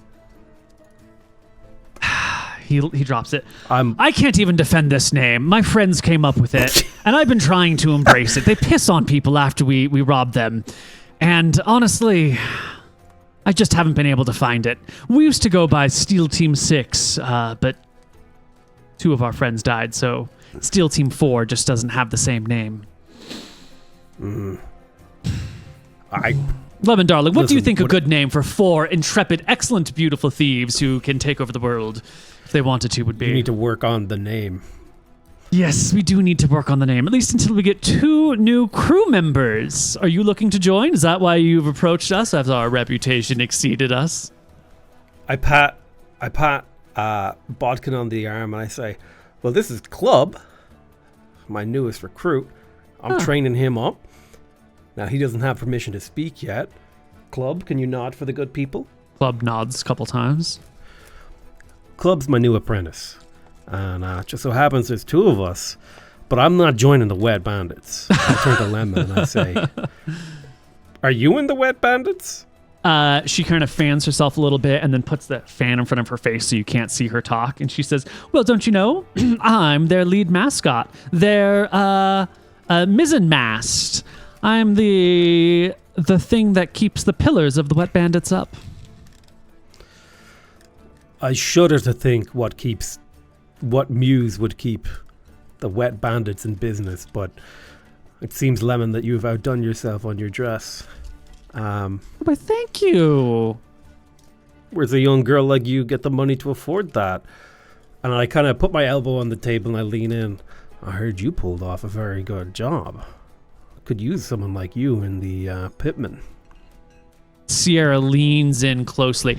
Did you say you're recruiting for the pitman? My friends and I have been interested in making closer connections all this time, but you should be addressing your questions towards me. Lemon is merely decorative. I'm the real brains. I side-eye Sierra. Well, we could have a little chat over this, but I heard that a certain noble son found himself in a very embarrassing position. And I'm quite impressed by that work. Oh, that was all me. It was my design. Sierra? I planned it. I orchestrated it. Lemon here was simply the bait. I turned to Lemon, and I'm like, no. She's like, I heard it with you. Wait, no. You must tell me the story. And I motion to Club. Club, grab me a seat, please. Club will get you a seat. And Lemon says, well, I sit down. See, it was all my idea. I said that we could make a bunch of money, and then her accent sort of like begins to slip into a more sort of like northern drawl. I said we could make a bunch of money if instead of just killing people for the stuff, that we just ran some of the fancy rich people back. But then Percival said, that was a great idea. And so once Percival signed on, everyone all of a sudden started to think it was their own idea. But really, the truth came from me. It was my idea. But Sierra here, well, the fine lad. Absolutely instrumental. Couldn't have done it without my darling coin purse, he says teasingly to him. We could use a pair of people like you, maybe even the whole crew. I never heard how much you guys got. Now, I want to do like a mental calculation here before they respond. Mm-hmm. It's like, professional curiosity. What ransom did you get? But out of character, I'm comparing it to how much the guy is offering us to get Lemon. Right. The offer to get Lemon was 3 potions, which are, plus some coins. Yeah, it was mostly the potions. That's the real value because you can make money, but you can't make potions anymore. Those are finite, truly finite resources, and they're hard to put a money cap on. So these are like, when you say you can't make potions anymore, you mean like this part of the city can't? Like you need to be a 9th level spellcaster to make potions. And so and those are rare. They're rare. Yeah. So in theory, they can technically be made, but for our purposes, they're... I wouldn't be able to just go down to a warehouse and order them. These are difficult to obtain objects. These have like perhaps even prestige value. Yeah. Prestige value. Like, dude, did you limited resources? Hear about Zava? She's got healing potions, man. Don't mess with her. She looks like it's even hard to take her out. You know what I mean? Like, it's got, or like, I heard Zava got 2 healing potions for not the pitmen. Right. Not easy to grab those. Right. The pitmen are probably collecting. Well, you would know that you guys are. All of your collecting important magic deals, you don't deal with coin. You only take magical items for like real jobs because you can make your money whenever you want money. You just go get some money from some unsuspecting smuck. But the magic items are the things that are actually difficult to get. So that's how you take your payments usually. So I asked how much they got in cash. Well, ransom for a nobleman is quite a lot of money. I don't know if it would be imprudent to flash about such large wads of cash in a place like this, but let us just say that the gold had 3 zeros behind it.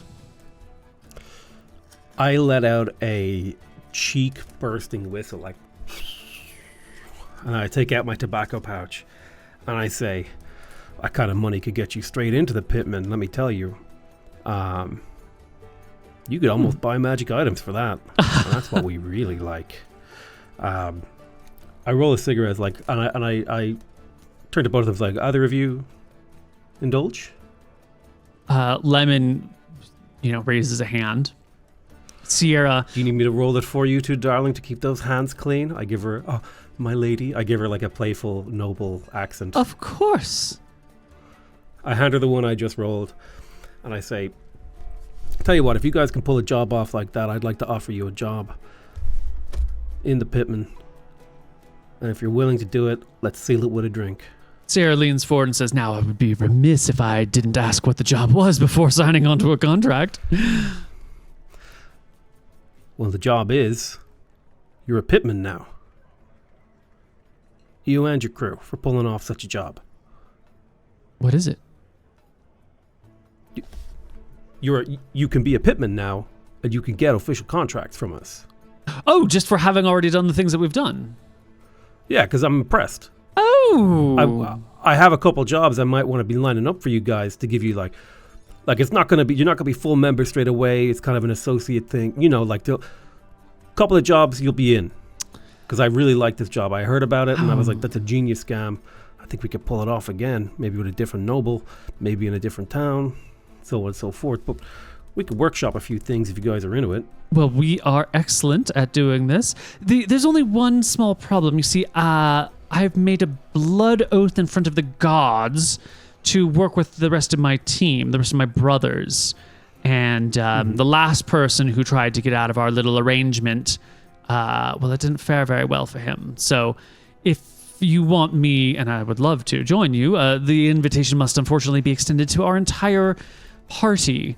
But they're all good folks. They helped us pull off this job that I masterminded. This was Lemon that said that? This is Sierra. Sarah, I say, 5's harder for me to swing, but we can get you associate, maybe get you a couple contracts. I can see that you guys are good at what you do.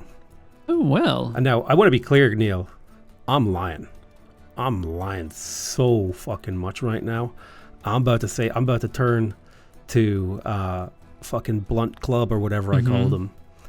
Club, yeah. And ask him to go get us 3 whiskey sours and whatever drink he wants. But he can't have a whiskey sour because he's not grown up enough for it. I make it seem like the whiskey sour is like a prestigious thing that only the pitmen have. I'm like, he's not ready for the whiskey sour, but I think you guys, special permission, I'll let you have it.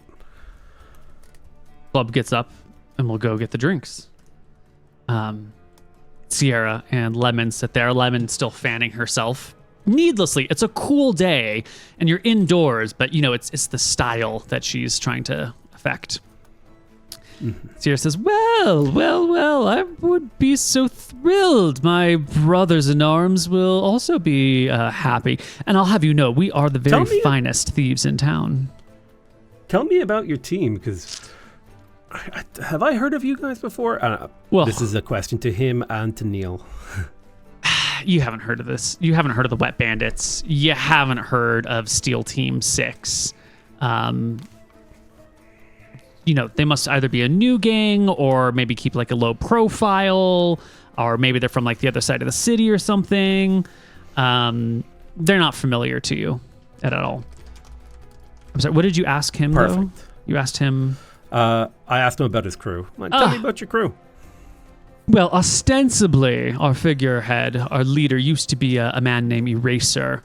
But I think that pyramid has been chopped off at the top. And then we have Pigeon and Luther. And the 4 of us now, you know. That's what we do. We do high crime. Did you hear about the murder of Carlo Vallejo? That was us. Former leader of the Demon Slayers. Here's your int check. Boom. I don't remember it. No, you haven't heard. No. Well, that was us. I didn't hear about that one. A lot of information passes through these streets. We tangoed with Angus Smelter of the Copperheads. We did you hear about the mass shitting event on the east side of town? We poisoned a bunch of beer. The mass shitting event on the east side of town. You heard me right. My goodness. Mass shitting? Yes. Well, you see, there was... was that a job? There's this woman, Francine. She works for the Copperheads, you see. And she's a fence. She smooths illegal goods.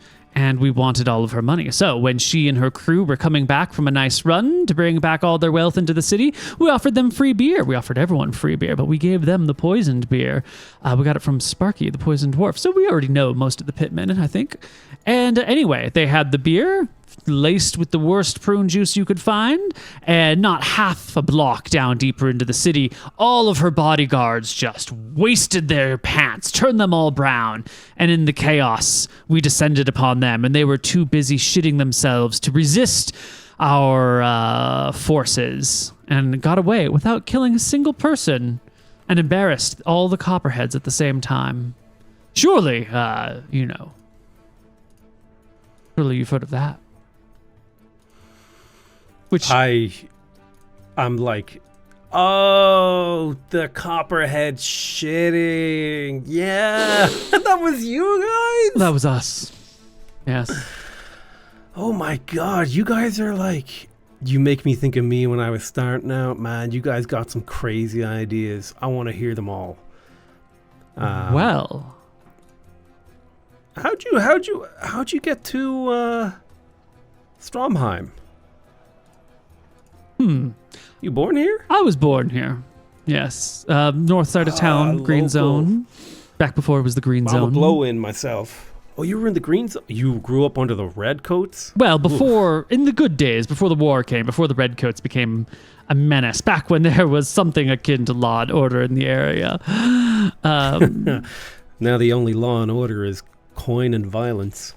Isn't that the truth? I do think, though, that a silver tongue counts as a little bit of something. Justice, order, strength, power.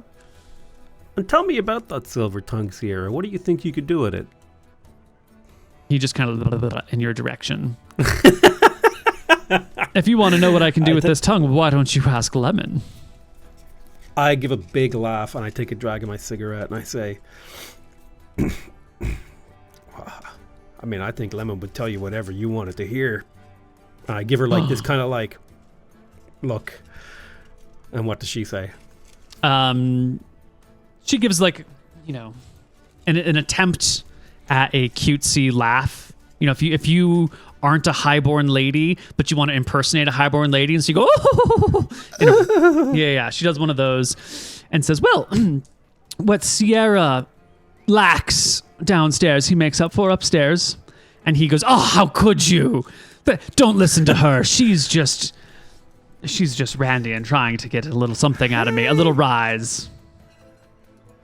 Well, it sounds like it is a little rise. Oh, you knave. I did. And I'll do it again. I take a drag of my cigarette and I say, no. It's not about the size of the boat. Tell every man I've been with, it's about the motion of the ocean. Well, I don't have to worry about the motion of the boat when the boat is large. Very large. So, business. We could have some. There could be a lot. We could have personal business and business. Well, turns out I may have a rumblings of a couple different jobs knocking around. Mostly to do hits on some of the lesser gangs. They did one or too many heists for or against the wrong people, and they're not protected like us pitmen. And I kind of wave my hand between us. Mm-hmm. Us pitmen have a bit of a aura of protection where, if you mess with one of us, there's a bit of a collective retribution. You know what I mean? Yes, I understand. Could be just a few minor gangs wannabes who think they're something. I don't know how good your gang is with a little bit of a scuffle. Could see a couple of them getting taken out, maybe. Well, maybe at the very least taught a lesson. We prefer elegance, but violence happens to be our specialty.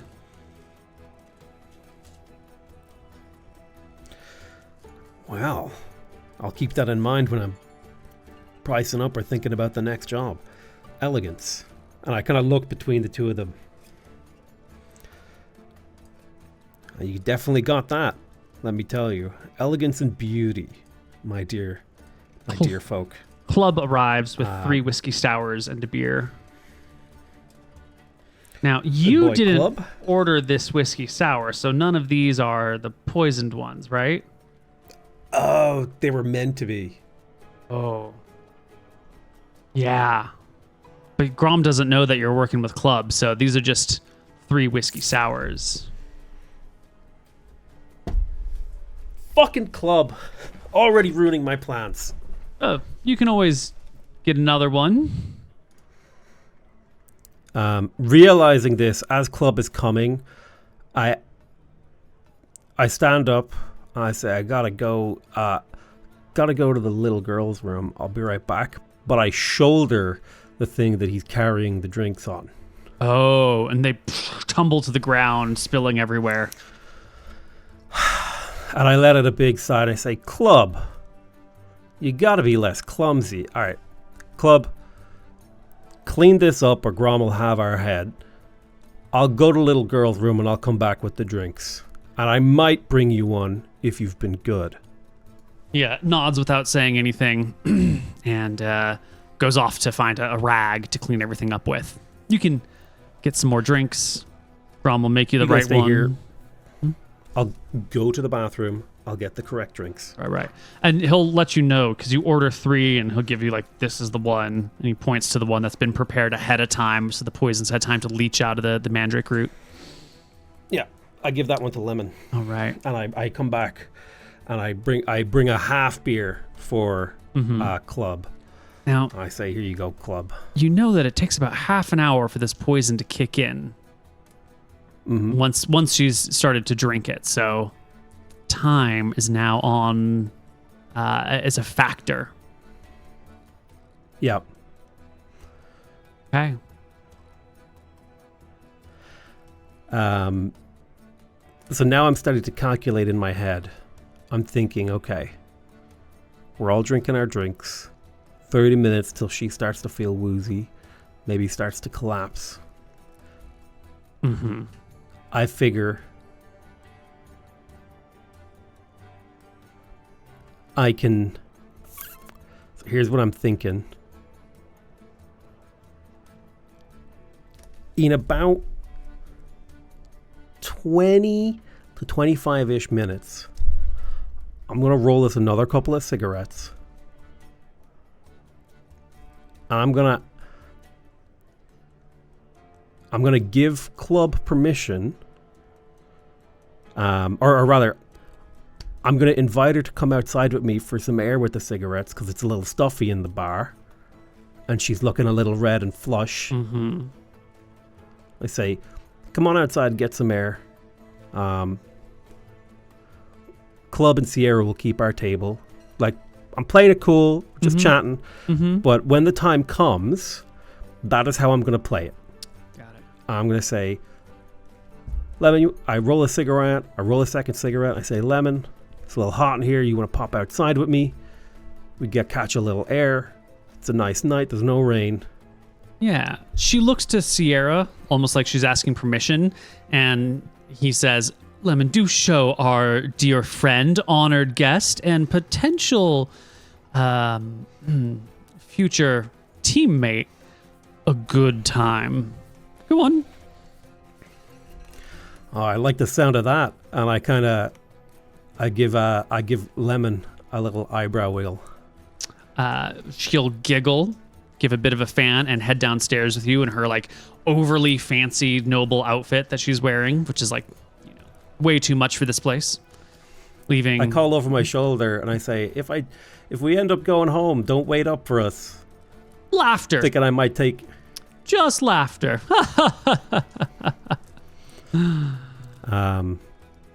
Yeah, I take her outside and I'm smoking a cigarette with her. Yeah, now, when you go outside, the front opens up onto the streets, and there's a little barn there where there's horses and a little stable. The back opens up into kind of a dirty back area where the outhouses are, and they're just sort of maybe in a nicer time, this would have been a little grassy lawn, but the area is not cared for at all. So there's a couple of trees and then some dirt and then some refuse and broken pottery and broken wooden mugs that have been let down out there.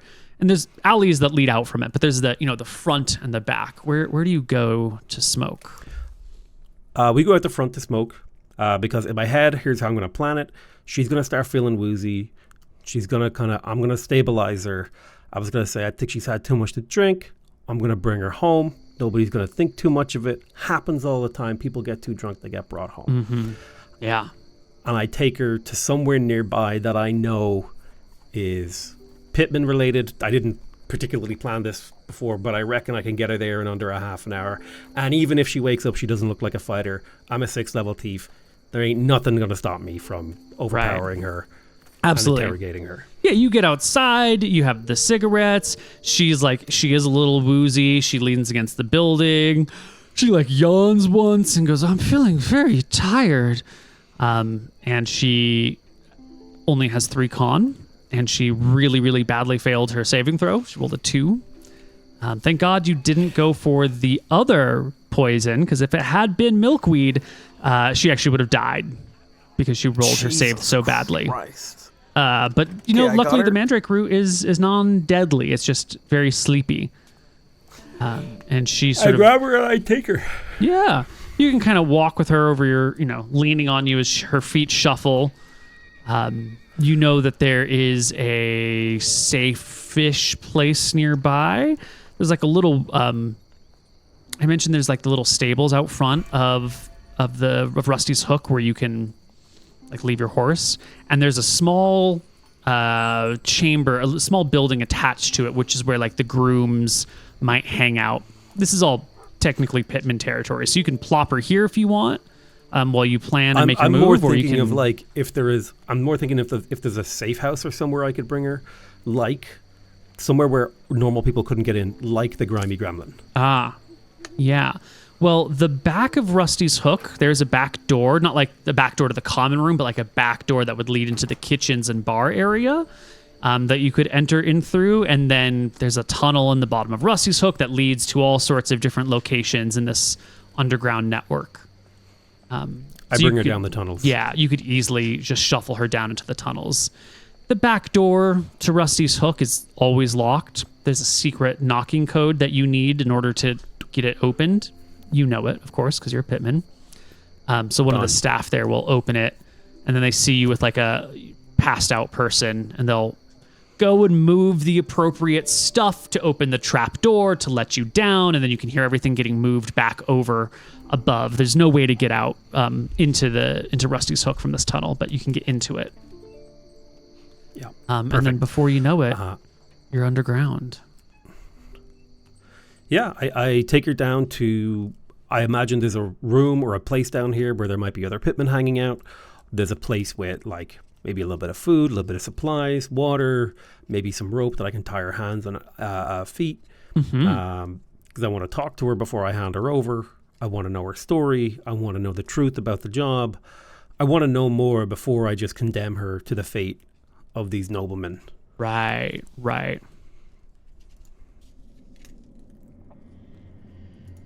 Yes. So we head down. You can head down one of these tunnels. There's small candles that are left out for people to light candles so they can walk in the dark, because it's pretty dark down here. No outside light sources.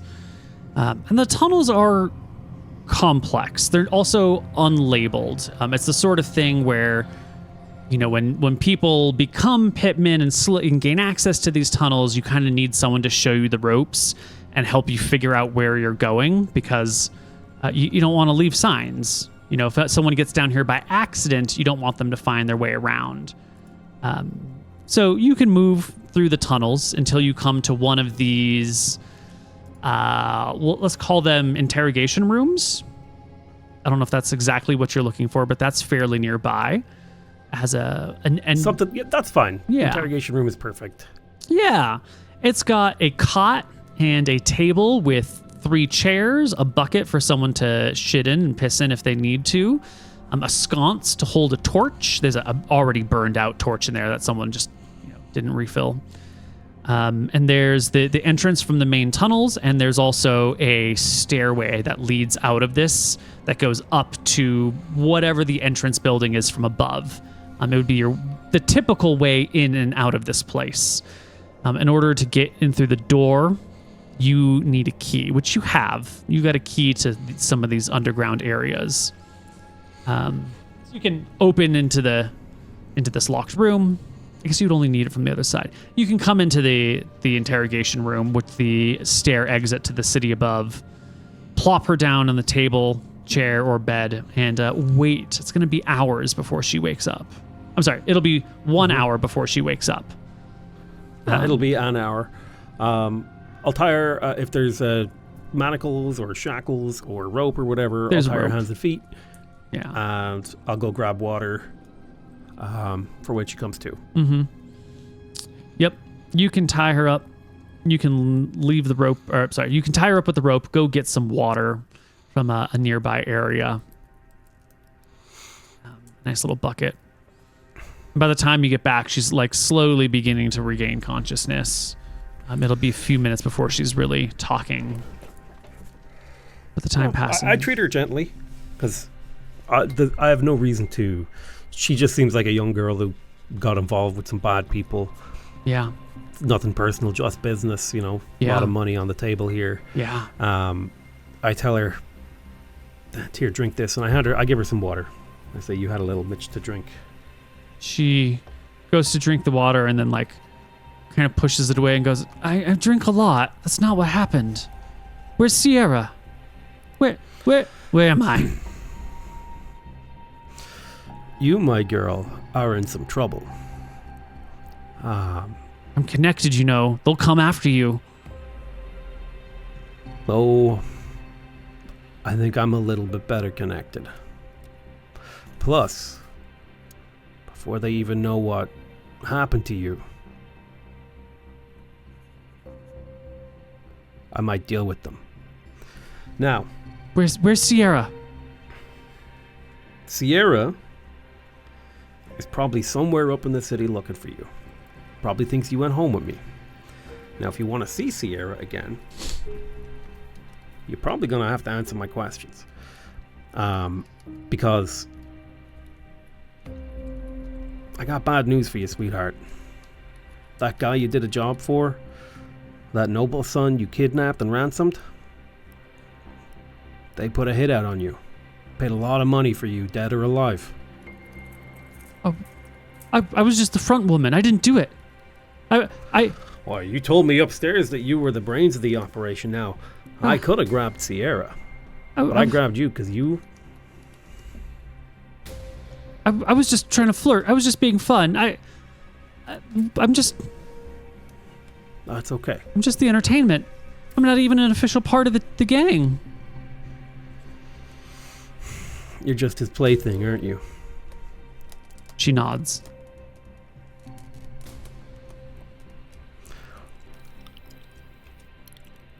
Tell me the story from beginning to the end. What happened? Who was behind it? Everything. Well, I don't remember who came up with the idea. I wasn't in the room at the time. But the six of them, well, the not other just six. that, but you. Me? Where did you come from? Why are you in Stormheim? Well, I'm going to bring us to the world map because you would know a lot of these details. So we are currently in Stromheim right here. Sorry. Yeah. She tells you that she is from Meadstead, which is way over here. She'll tell you that about a year ago, these 6 guys, a gang known as Steel Team 6, came through Meadstead for some reason. And they partied there for a couple of days. And she and a couple of other friends who were working girls at the time, just trying to make ends meet, sort of like hooked up with these folks and had like partied with them for a few days. And then when they were going to come back to Stromheim, they picked her to come back and like hang out with them and join the gang. And she wanted to get the fuck out of Meadstead, which, as you can see on the map, is sort of a ruined town. So she came back and like has been vibing with the gang for about a year now here in Stromheim. And yeah, that's how she got here. And the heist that was pulled, it's just down in the next town south of Cauldron. And I don't know who had the idea. I wasn't there for it, but the idea is that the young nobleman, he's a young nobleman. He doesn't have a partner yet. So it was up to me to sneak him off during the middle of a party a couple weeks ago, maybe a month ago. And then everyone else busted out of closets and drawers and out from under bed and captured him. And we dragged him into the forest and then, held him for ransom. And when we got the money, we let him go. And then we took the money back home to Stromheim. Where's the money? It's in our lair. Where the Pitman dwarves are currently working. It's getting built out. It's a fancy place. We have friends. Are you the guys that got the memory stone? What's a memory stone? You're asking me. I have no idea. I heard about one. She shakes her head. I don't know anything about that. You guys are building a lair. Now, in my head, out of character here, Neil, how significant is it for a party to have a lair in this city? Well,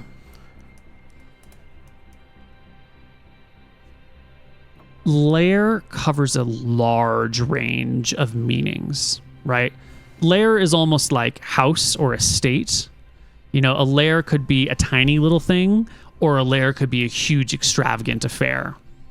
So on the smaller end of things, a lair is kind of uncommon. Like it implies that you're down in the bedrock and you've got like a nice solid place that can't accidentally be tunneled into. But like a small lair could be like the size of a house. A large lair could be like a proper dungeon that someone would have to go through. Like the Pitman has an extensive series of layers. Yeah, right, the Pitmen here. have multiple layers that are connected on a few different levels, right? But these people, if you haven't heard of them and they're building a lair, it can't be that good. Unless they're just really sneaky. If they're really on top of staying below the radar, yeah. Then they could have maybe a fancier thing. But if there's only 6 of them, like how fancy could it be? Mm. And we know we know Grom. We're friends with Grom.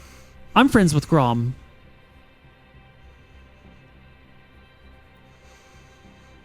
I'm sorry, sweetheart. You're in over your head. It's a lot of money. And I do think there is a pathway for you to survive, though. What is it? Well, when I hand you over to that boy Wilhelm, you do your absolute best to convince him that it wasn't your idea and that the other guys made you do it. She shakes her head. Okay. Wilhelm, the Jackelbrook, he's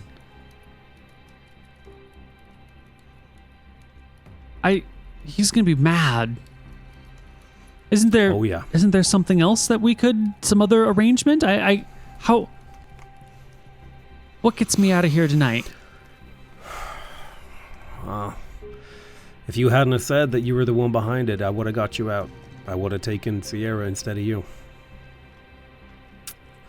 But it's you they want, and it's worth a lot to me personally. And I think, unfortunately, it means your friends are going to have a bad time. They'll come for me. You need to think about you. My friends will come for me. They'll help me. They'll protect me. I wish them well. And I say, now,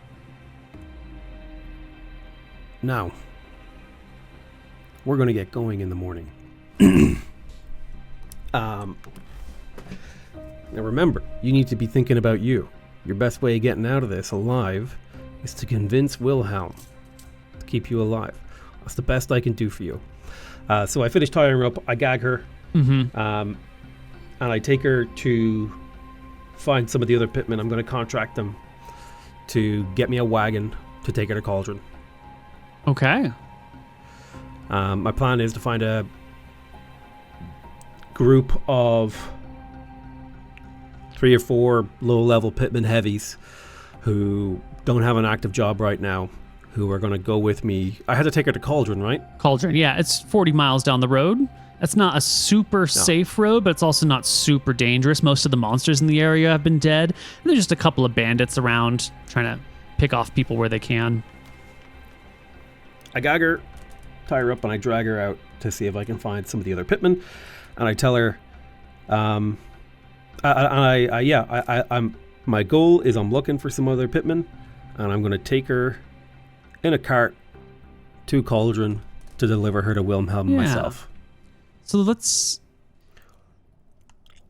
when we talk about pitmen, that's like a large label. You and Grom and Fiona, you're proper pitmen, right? You're like in the gang, made men and women sort of things.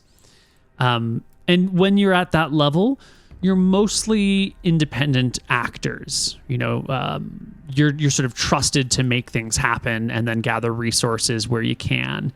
Typically, you would function on your own. You wouldn't necessarily go to someone else. You could if you wanted to. If you needed like a high-level fighter or high-level warrior to protect yourself with, you could go to another person.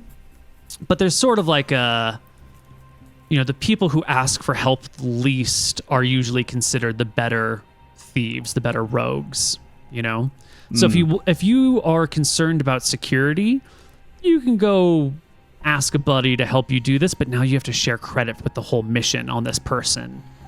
If you want the credit for yourself, you'd hire just some like random ne'er-do-wells to protect you on the road or like to fill in random gaps. So that's a good call. Yeah. Where do you want to intersect safety versus credit? I think I would know where to get a horse, right? Yeah. Like I'd know where to pop up out of this tunnel system near enough to drag her over to grab a horse in the morning. Yeah. Yeah. Horses have like since there's not really a rental system, since there's no GPS to track your car and there's no credit cards or anything like that, you would typically pay full prices if you're buying a horse, and then when you come back, if the horse is still alive and in good condition, they'll give you most of your money back. Yeah. Yeah. So my plan is I'm gonna look for new clothes. So here's my plan: put her in different clothes. Mm-hmm. Look for a horse. Mm-hmm. Ride down to Cauldron. I don't know what's the distance. How far can a horse go in a day? How far? More than 43 miles. Yeah, easy. It's a one-day journey on a horse. Perfect. Yeah. You know what? I'll get 2 horses. She'll be on a different horse. I'll be leading them both. I'm an experienced rider, am I? Yes. Perfect. That's what I'll do. So, step 1, change your clothes. Excellent. What does that require? You go into find some clothes somewhere. Maybe it takes a couple hours to go source some clothing. But I think this is a trivial, right? Because you don't need to put her in specific clothing. You're not trying to dress her up like as a nun or as a blacksmith. You're just looking for anything to change her appearance, right? Because I don't want her in that big flowery yellow dress. Right. It's too obvious. So you can find some simple. Actually, these are a little bit nicer than simple, but ordinary clothes.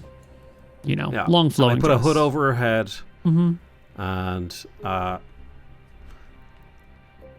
hands are tied together, and her mouth is gagged. Perfect. With some cloth. Okay. Now, by the time she's awake and you've got the clothes and everything, it's still nighttime. Do you want to move out at night? During the day? Typically, the city's locked up at night, but you can always bribe one of the gatemen to let you out in the middle of the night if you wanted to. I would wait for morning, and then I would go get a horse. Got it. A pair of horses, and head to Cauldron. So I would take a very light approach to sleeping. I wouldn't want to fall into a deep sleep. Right. But in case she tries to get out or she successfully breaks her bonds or whatever. Mm-hmm.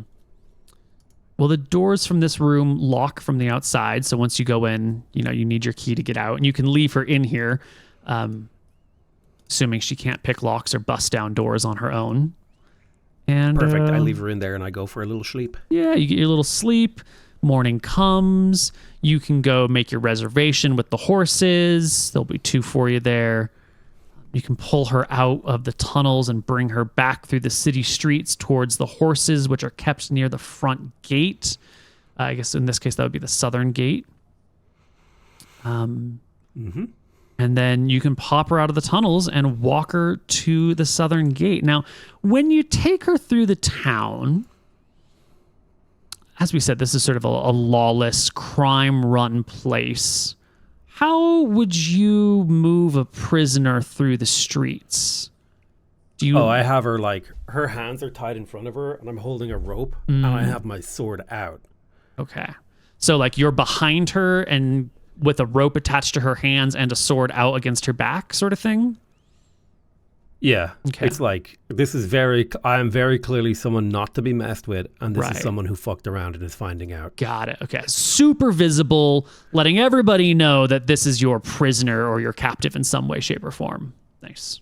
Exactly. I like brazen people to be like, ooh, I wonder what the fuck they did. Okay. So we move through the streets of Stromheim, making some random encounter checks, because when you have your sword out like this and you're carrying a hostage like this, some people might interpret that as a sign of they've got some money that we could take and she's distracted. But not today. No, not with a 25 on our encounter check. It's a nice, easy walk through the ruins of town and the abandoned areas to get back out to civilization, where you can march through Demon Slayer territory. And as you're walking, you're getting looks from everybody, right? Who cares? But as you start to go through Demon Slayer territory, you see some of these guards, some of these gangsters who style themselves as city protectors, who start giving you the long look, and they'll nudge each other if they're nearby. And they seem a little more concerned. One person leading another at sword point, but hey, maybe they're going somewhere important, Maybe this is... I'm not going to get involved in this, but they give you the nice long watch. Then you get to the horse dealer. Horse dealer, you've met and dealt with them before. They know better to ask questions. You can put the two of them, you can put her on a horse. She's not a horseback rider. All right. So yeah, I guess once she's on the horse, you can... I'll be leading her. I'll be leading her horse, sort of effectively riding my horse while holding her horse's reins, sort of a thing. Mm-hmm. And you kept her hands tied together. Yes. So if she wanted to really fight me, she could slide out of the horse's seat. If she could try and hop off and run away while her hands are bound, but then you'd be on horseback, so... Exactly. And then I'd be mad. Yeah. She doesn't try to escape at this point in time. You get to the gate, and as you're about to pass through the gate and head south, the gate leaders are... not as enthusiastic about the prisoner situation. There's a couple of guards at the gate, regular guards, and then you've got the lead gate guard, this guy with the halberd over here. And he'll sort of come to block the path as you are clearly leading a prisoner. And he'll say, "Whoa, ma'am. What's this all about? Why is she tied up? That doesn't seem to be fair or just." Bounty hunt. Lady here kidnapped a nobleman. I'm bringing her to justice. Aren't you headed the wrong way? Shouldn't you be headed into the inner city? Not that kind of justice. It's private and confidential. Who'd she kidnap?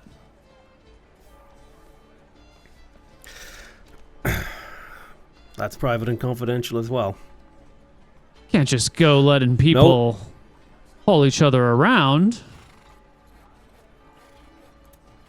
After all, we are, purveyors of justice here in this town. That's a very important point. Sometimes I forget to pay my dues to the loyal protectors of this city. Yes. And I always wonder, I always wonder, what do we really owe the people who keep us safe at night, the people who keep us safe in our beds, that we can sleep knowing that the bad people aren't allowed into the city? The people like me, good, upstanding, law-abiding folk, can make sure scum like this lady here is taken out of the city, you know. I guess you could say I'm a bit like a merchant, you know, and usually when a merchant passes through a gate, there's a toll. And I reckon, you know, I look over and I see 3 guards and I calculate in my head, what are the salary of a guard? And what is like the usual bribe for the guards looking the other way? Yeah. You know, 10 gold will usually let anyone turn and look away. That's a good enough bribe that almost anything you're doing, they're just not gonna care anymore, right? On the other hand, you know, that could be a lot. If you want to be cheap, you could try half that much. If you wanted to make sure that no one was going to screw with you at all, you could, you know, do 5 times as much. Is that 10 gold per guard? Yeah, 10 gold per guard is a really good bribe. Okay, I will do 10 gold per guard. Mm-hmm. I'll count it out into my hand, you know, or you know, I'll switch the money pouch and I'll say I think the toll for merchants is 10 gold per guard plus this is you know, trade secret, so you got to pay the extra secrecy tax. I take out another 2 coins per guard plus it's a warm day. I look up, it's a hot day. You guys are going to need a drink after this, so that's another coin. And I'm feeling generous, so I count out 14 gold per guard. Nice. I assume my character has this kind of money. Yeah. You're a wealthy person. We didn't bother rolling for cash, but you've got scratch. Yeah. So I hand them out 14 gold apiece. Yeah. Yeah. That's a lot of money to be handing out all of a sudden. 14 gold. You know, that's like 20 grand ish total. And my Yeah. really in USD. That's 20 grand. Yeah. Jesus. Once upon a time, a gold was roughly 100 USD, but inflation has really adjusted things. So a gold is probably like $150 now or something like that. So 14 gold per purse, 14 times 3 times 150. Oh, no. It's like 6 grand. That makes way more sense. Okay, it's like 6 grand. Yeah. Okay, so it's a decent bribe, and I say, and look, and I promise you guys, she will come to no harm while I'm with her. Well, You can see I haven't harmed her. Just tied her up to bring her to justice. looks like you left your bounty paperwork back at home. Huh. Oh, you're right. I'm so sorry, and I count out another couple coins per guard. No, What's the... Yeah, that's... Sometimes we forget our paperwork. It happens. Make sure you remember next time, though, the guard says as he takes your money, shakes your hand. I give them an extra coin each. They wave For you their right trouble. on through the gates. Perfect. Bribed my way through the situation. I ride my way out of town.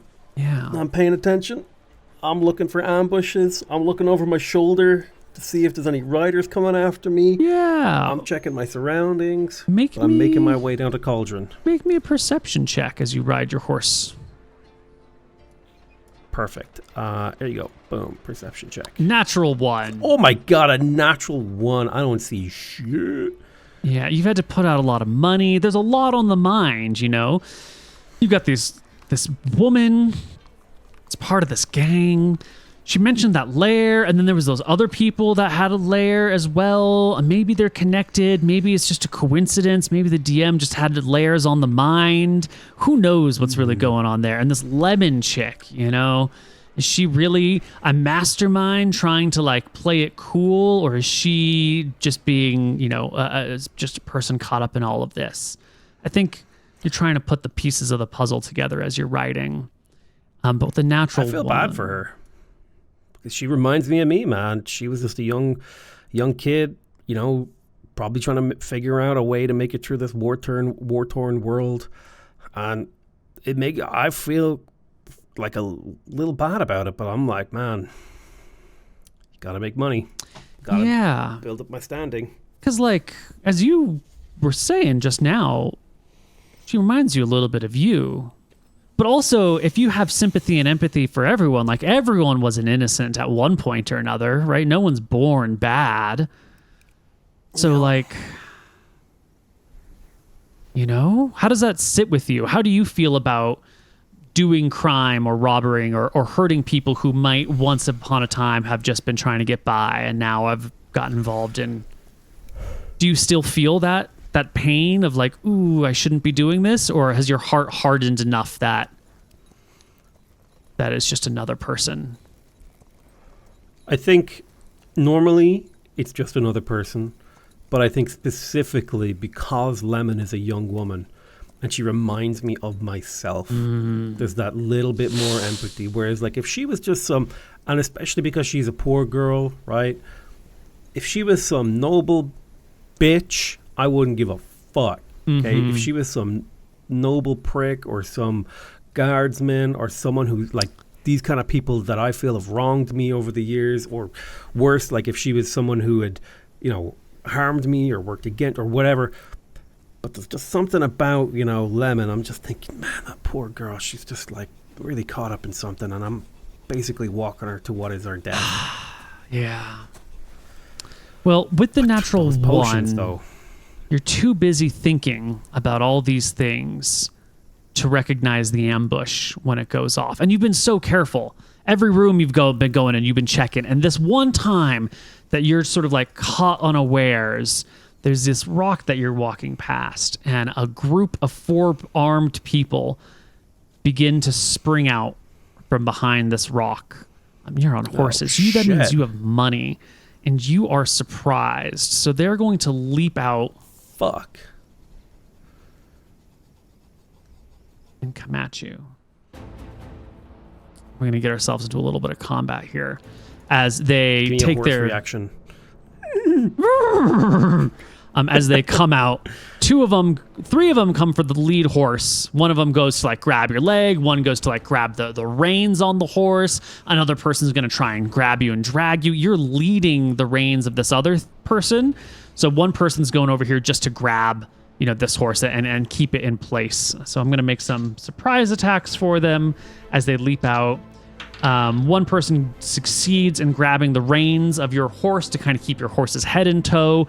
Make it so if you pull back, you're going to pull against their arm rather than jerking the horse's face around to kind of negate your ability to lead. And maybe if this was your own personal horse that you had trained with and knew you'd have a lot more control. But since it's the first time you're riding this creature, probably, you really need the reins to make do. So this guy in the front, you know, successfully prevents you from driving your horse or steering your horse. This woman in white right next to you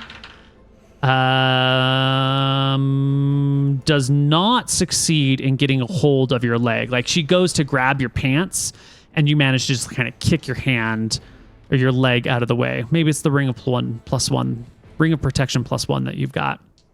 And this person in the back is going to immediately try to drag you off, but also fails to get a grip on you, while the one in the back tries to grab Lemon's horse, who begins to just sort of like and starts to, you know, pause and move its head away and tries to tries to get away from this person a little bit because they're a little skittish. And so we'll end this round with your horse grabbed and nobody else successfully grabbed, and then we're going to change dice because 2 7s and a 6 are not what we like, and then we get out our untested dice. Excellent. Okay, what would you like to do as we roll for initiative? I'm going to draw my sword and ready an attack. Does that require initiative? Yes, we're all going to have to roll initiative, but you're going to make an attack or just ready an attack and talk? I'm going to talk and ready. If anyone, what do I put in my speed value? Just 0? You're gonna need a speed value of 5 3. I'm sorry, you're drawing a short sword. Yeah. Okay. There you go. 4. Oh, I'm that's fast. good. That's so fast. I whip my sword out real fast, and I say, "Hey, this is the wrong person to be messing with right now. Now you boys and girls look hungry. Now if you escort me to this town, I will give you some money, and I won't kill you." Roll me charisma, PotatoMcWhiskey. Listen, I'm about to roll you the fucking fattest charisma 19. Oh, it's not very good. You give My attack this is readied. speech, and these brigands, they don't know what they're up against. And so you make this comment, you have your attack readied, and the same one who tried to drag you off the horse last time goes again to... Because if she can pull you off the horse and knock you prone, you're an easy target. You always want to pull the horseman off. And so she tries to grab up at you again, and you can take a readied attack at her. 15. Easy hit. Roll me some damage. Shafump. 8 damage. Maximum damage, almost killing her. Her attack will not land on you, or like she'll get a hand on you and you can kick her away and she'll stumble back and not be in very good shape at all.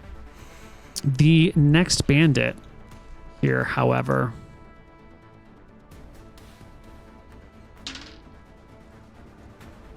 we're gonna just do a little Health refresh. fine. That's fine. Oh, that's because I'm doing the wrong button. What was her HP? Let's just re-roll her HP from the beginning. There we go. Perfect. We want a morale check.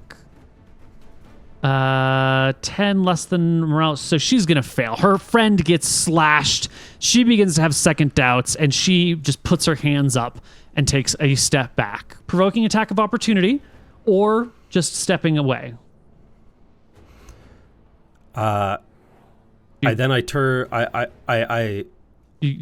let her go? Yeah. Okay. She backs off, hands I'm up. willing to There's no loyalty in brigands, so I've got her now. Nice. The one who grabbed the horse from the front, he's also going to check morale and botches it as well. He's seen you whip that sword out and almost kill his friend immediately. So he's going to let go of your horse and put his hands up and say, "Whoa, I'm sorry. I thought you were a noblewoman. I didn't know."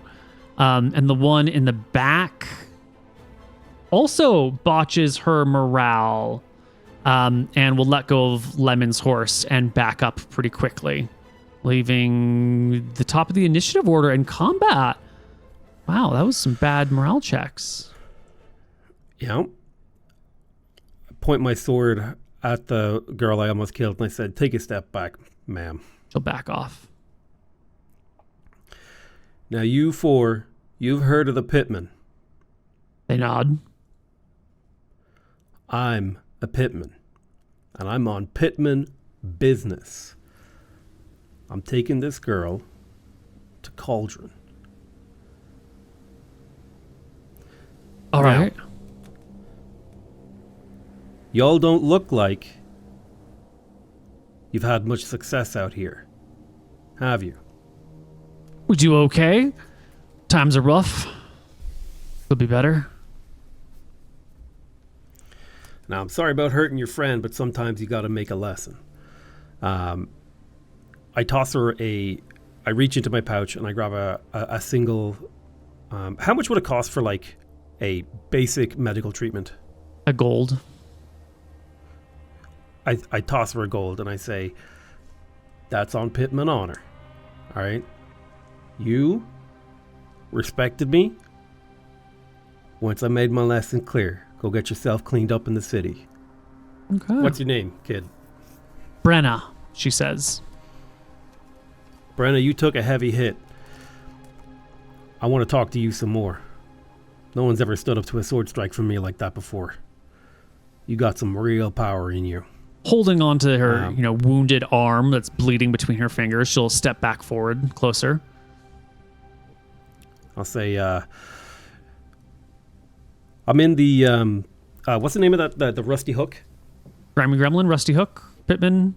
I'm in the Rusty Hook some nights. If you see me there, you have my permission to come talk to me.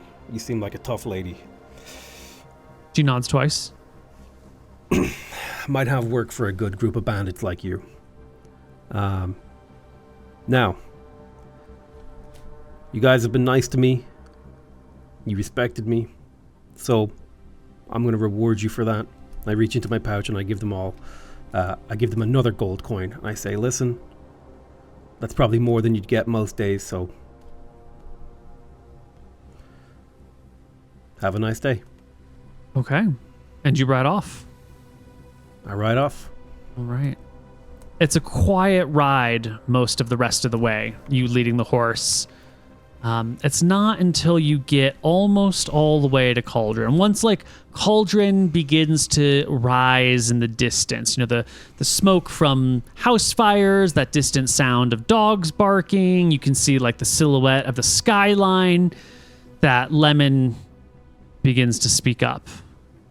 And she goes, I didn't catch your name. What's your name?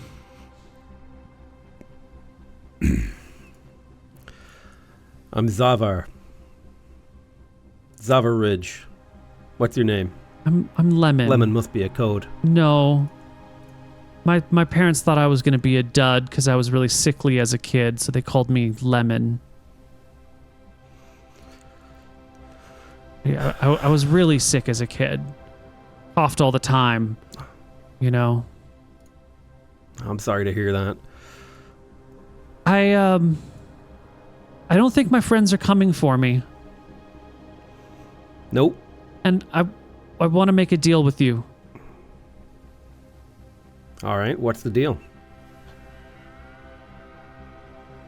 Zavar, I'm just trying to get by in life, okay?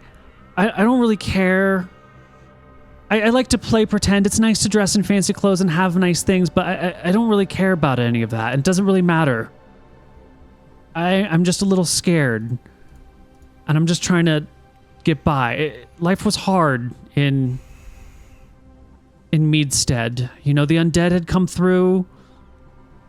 Everything was destroyed. There wasn't a lot of opportunity, especially for someone who's, kind of coughing and doesn't always have good health. There's not a lot of work I could do. I didn't mean to fall into this life. And I'm just looking for a way out. I don't care who that's with. I don't care about the others. They haven't always been nice to me. I don't really care about these Shacklebrook people either. Lord Shacklebrook, the kid, he was a nice guy. He was young, he was innocent, he was immature. It was easy to... I felt a little bad. He reminded me of me when I was younger. And I think if you take me there, I don't think I'm going to live very long. And I think what life I do have is going to be pretty bad. So I want a way out. All right. What do you got to offer? I don't have very much to offer. But if you treat me good, I'll treat you good. I can be a personal servant. I can cook. I can clean. I can polish your shoes. I can serve you however you need. I pause the horses and I'm thinking, do I know of any towns beyond Cauldron? Do I know of any places that aren't Stromheim, to the south or east or west, where someone could go and disappear? Yeah, there's some towns out there.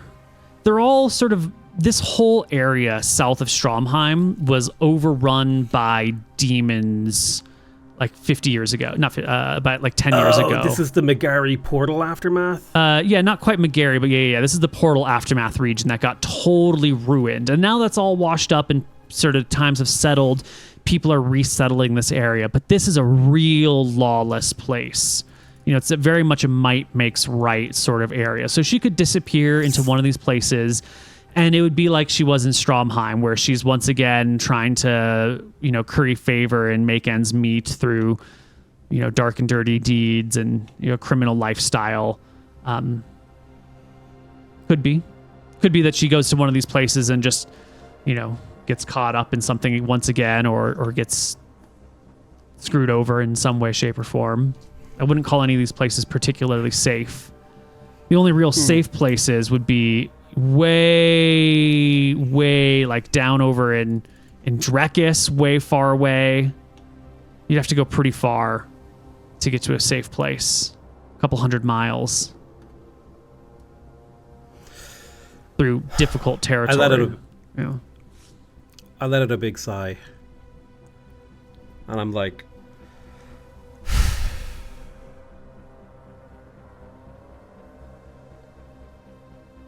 you know, I know what it's like.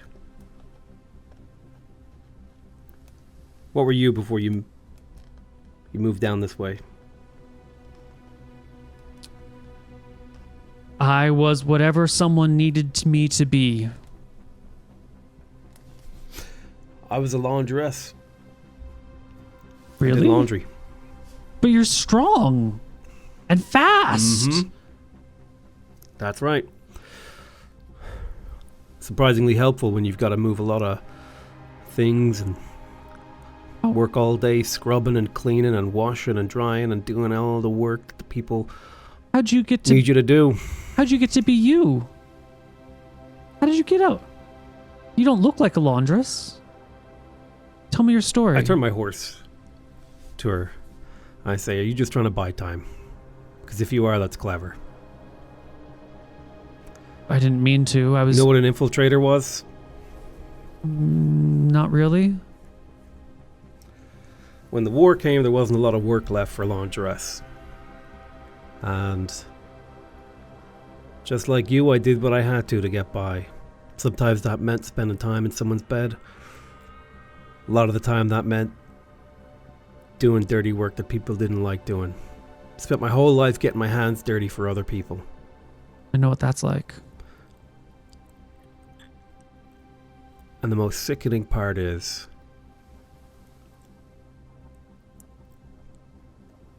I was betrayed.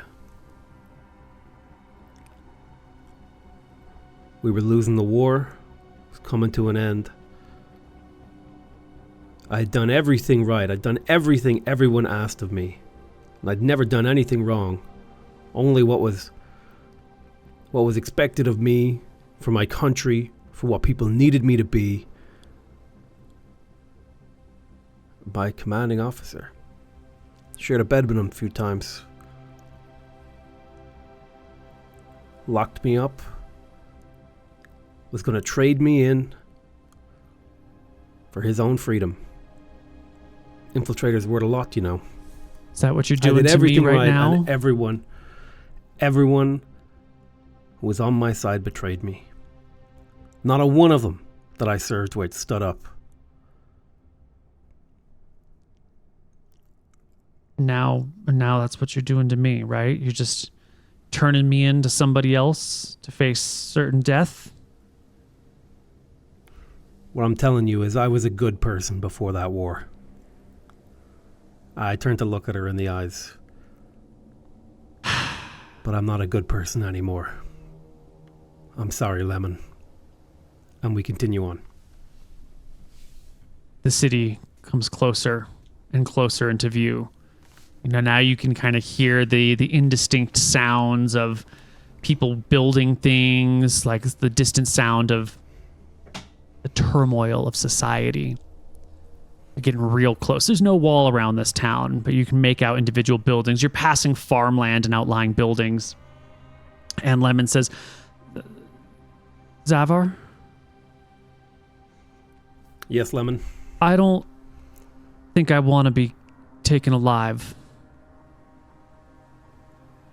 And she tries to jump off her horse. I guess it's more of a slide off her horse.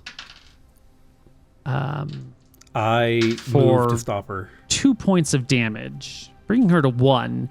As she just kind of like falls off, hits the ground. And I guess let's just roll initiative between the two of you. Sure thing. She's going to try and run. What are you doing? Are you drawing your sword? Are you just going to grab her? I'm going to intercept her. I'm going to try and stop her and grab her. All right. Add 3 to So your you want a 3? initiative. Yeah. Perfect. An 11. Quite All slow. right. She gets to her feet and runs the opposite way, back towards Stromheim. There's some like trees in the distance, like a couple miles away, and she's running as fast as her little legs will carry her in the direction of those trees. It's your turn, Zavar. You're on horseback. I chase her down with the horse. And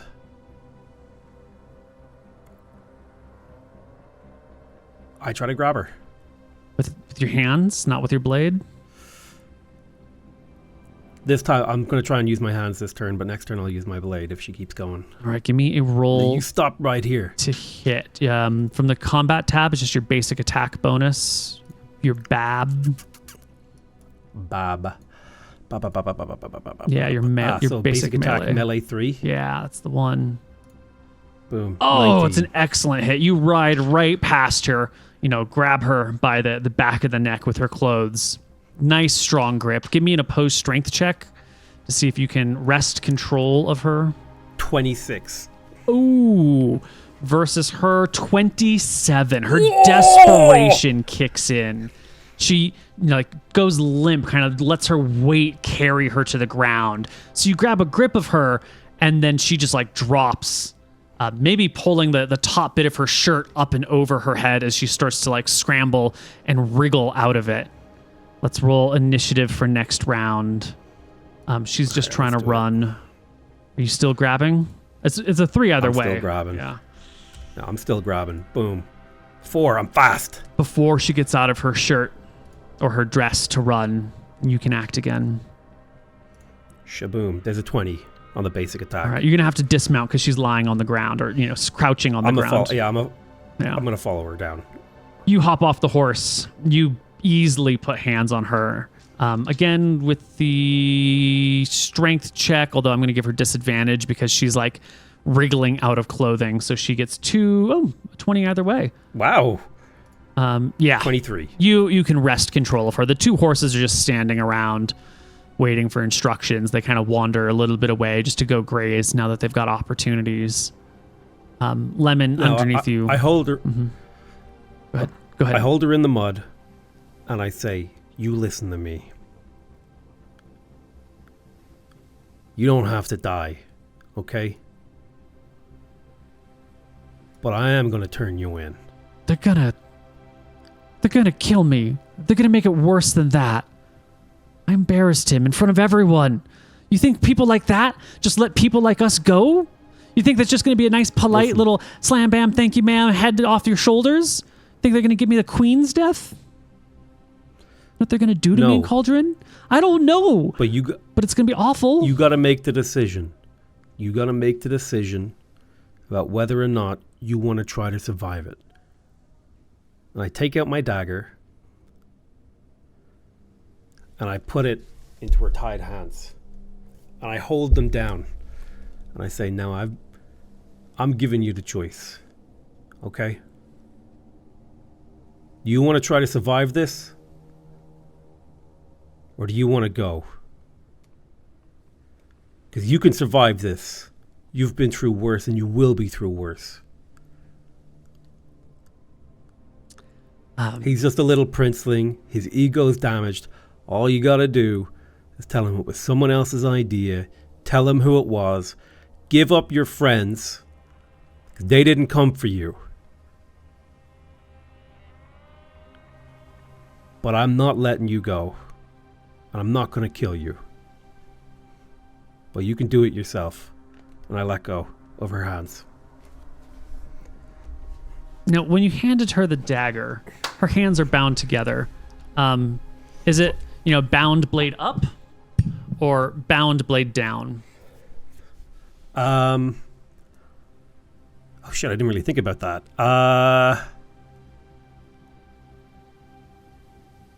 Bound.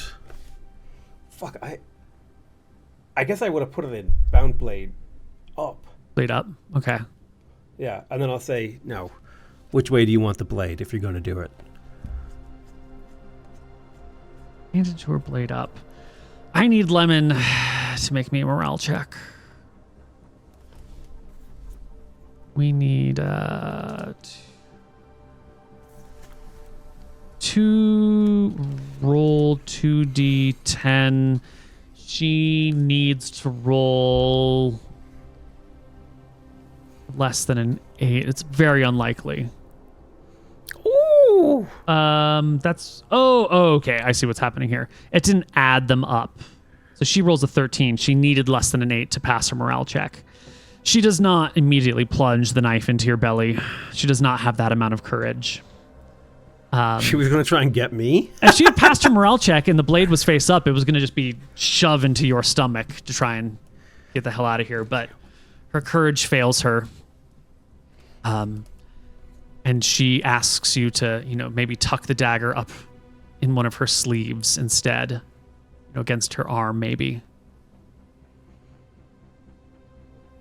So that she can have it with her? Mm-hmm. After you hand her over. I give her a smile and I say, might make a pitman of you yet. So I took the dagger up her sleeve and I say, you've got a chance to get out of this. That's the best I can give you. I put her back on her horse. Wow. You make your way to Cauldron. The town, they don't seem to pay too much attention. A random person being led by horseback. You could be a sheriff. You could be a bounty hunter. You could be a murderer of any kind. They don't really care. They've seen all sorts of stuff here around. And as you approach the castle where you'll hand her over, she'll ask you one more thing, which is, Zavar, do you... Mm-hmm. Are you happy with who you've become?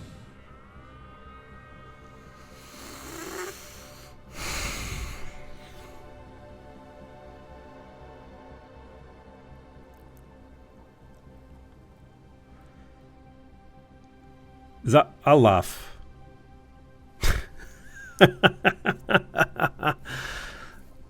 I remember when I thought about happiness. The only thing I think about is getting from day to day. And maybe making it into that inner city so I can have something resembling a cozy life. And if I have to gut 1,000 shit-licking noble pricks to get in there, I will. Yeah. Am I happy with who I've become? Abso-fucking-lutely not. But it's who I am now. I don't want to be like that either. A cozy life. That's all I've ever looked for. Well, you do have a chance. You don't have to die here. Don't be stupid. Always try to talk your way out first. You get to the gates of this keep where you're supposed to be turning her in. You're supposed to be giving her to Mr. Shacklebrook, to the soon-to-be Lord Shacklebrook, a man named Wilhelm, a young heir to the family. What's it like as you're approaching? What's going through Zavar's head? Is it, thank God this is done? Is it dread? Is it regret? What are you feeling? I think this is one of those jobs that Zavar hates because a lot of her jobs, it deals with people who she's easily able to distance herself from, right? Like she's killing some, dirty, annoying dude who, not a very cool guy, but this is just a kid who got caught up in something and it's pulling at those heartstrings. But Zavar, she's 43 years old. She's been doing this for 14 years.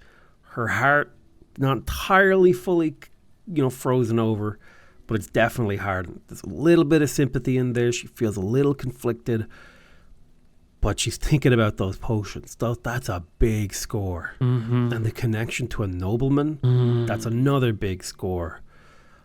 And she made an enemy of the Steel Team 6. Mm-hmm. It's all looking good for her reputation. But there is a moment when she's there and she's thinking, it's like, what's the point? What's the point of being being a high-ranking pitman or whatever? And then she remembers it's all about trying to get back somewhere where she can have some peace. Mm-hmm. That's what it's about. Because she wasn't getting peace when she was a nobody. She was getting spit on, kicked around. She didn't have anything. She didn't have any skills, any this, that, the other. Mm-hmm. And, the war really changed Zavar because she was an infiltrator. Mm-hmm. She saw, did, and participate, all that stuff, all the killing, the burning, the assassinations, even just gathering intel, the number of times she's almost been captured. She's lived life on the edge to where things like being a laundress, that almost feels like it was a different person. Mm-hmm. And, what Lemon said, it's true. She doesn't like who she is. She doesn't even really know who she is. She's just been living moment to moment, and people saying stuff like that rattles her. Mm-hmm. But she's not really ready to confront that part of who she is. And maybe she'll live to regret this. And maybe she'll wish she had let Lemon go. But in her head, she's justifying it to herself. If I let her go, where would she go? She'd go to some other town, get into some other trouble, and I wouldn't have my loot. Yeah. Got to look out for yourself, because no one else will. They'll always betray you. I got another question for Zavar. Okay.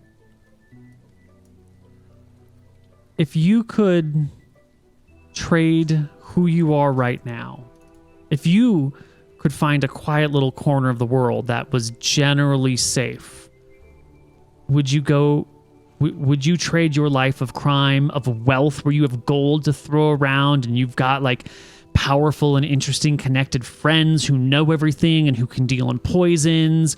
Would you trade your rank, your prestige in this organization, your current network, your no one's gonna fuck with me because I'm a badass, everything? Would you go back to being a laundress if it meant a safe and quiet life where you never had to get your hands dirty again? So I think a good analogy here is people who go to war. Mm-hmm. Sometimes you spend so long in war that normality is unbearable. Mm-hmm. And so Zavar, who I tried to play as having a little bit of PTSD, she doesn't feel normal unless she's in that kind of environment anymore. Mm-hmm. And the peace and quiet would be suffocating, and she's not ready to confront that with herself. Yeah. And the other thing is, the peace and quiet is almost that the idea of a peaceful place is almost like a beautiful lie that she tells herself. It's something that it makes her feel good because she doesn't ever actually have to work towards it, but it's kind of something she's always moving towards. It's like Zeno's paradox. She's moving towards it but never reaching it. Right, right. It's the infinite carrot. Yeah. Exactly.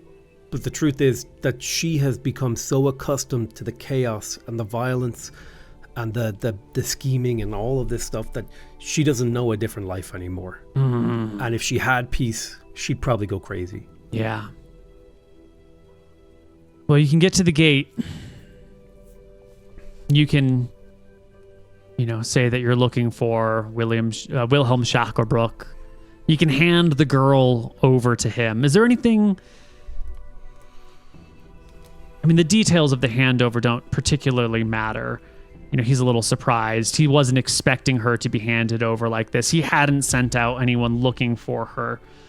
But is there anything that you want to say or do when you're handing this over? Any particular, like, go easy on her? Or is this just like a here she is, I'm out of here? What is Zavar's general demeanor during the handover? I hand her over to him. And if I get to talk to Wilhelm, I'll say, look, kid, this is between you and me. She's not the one you guys should have been looking for. She was just a pawn in an operation. But that's who you wanted, so here she is. But I will say, she might be more used to you alive than dead. Because she does have friends. Those friends might want her back. Just depends on how important your ego is.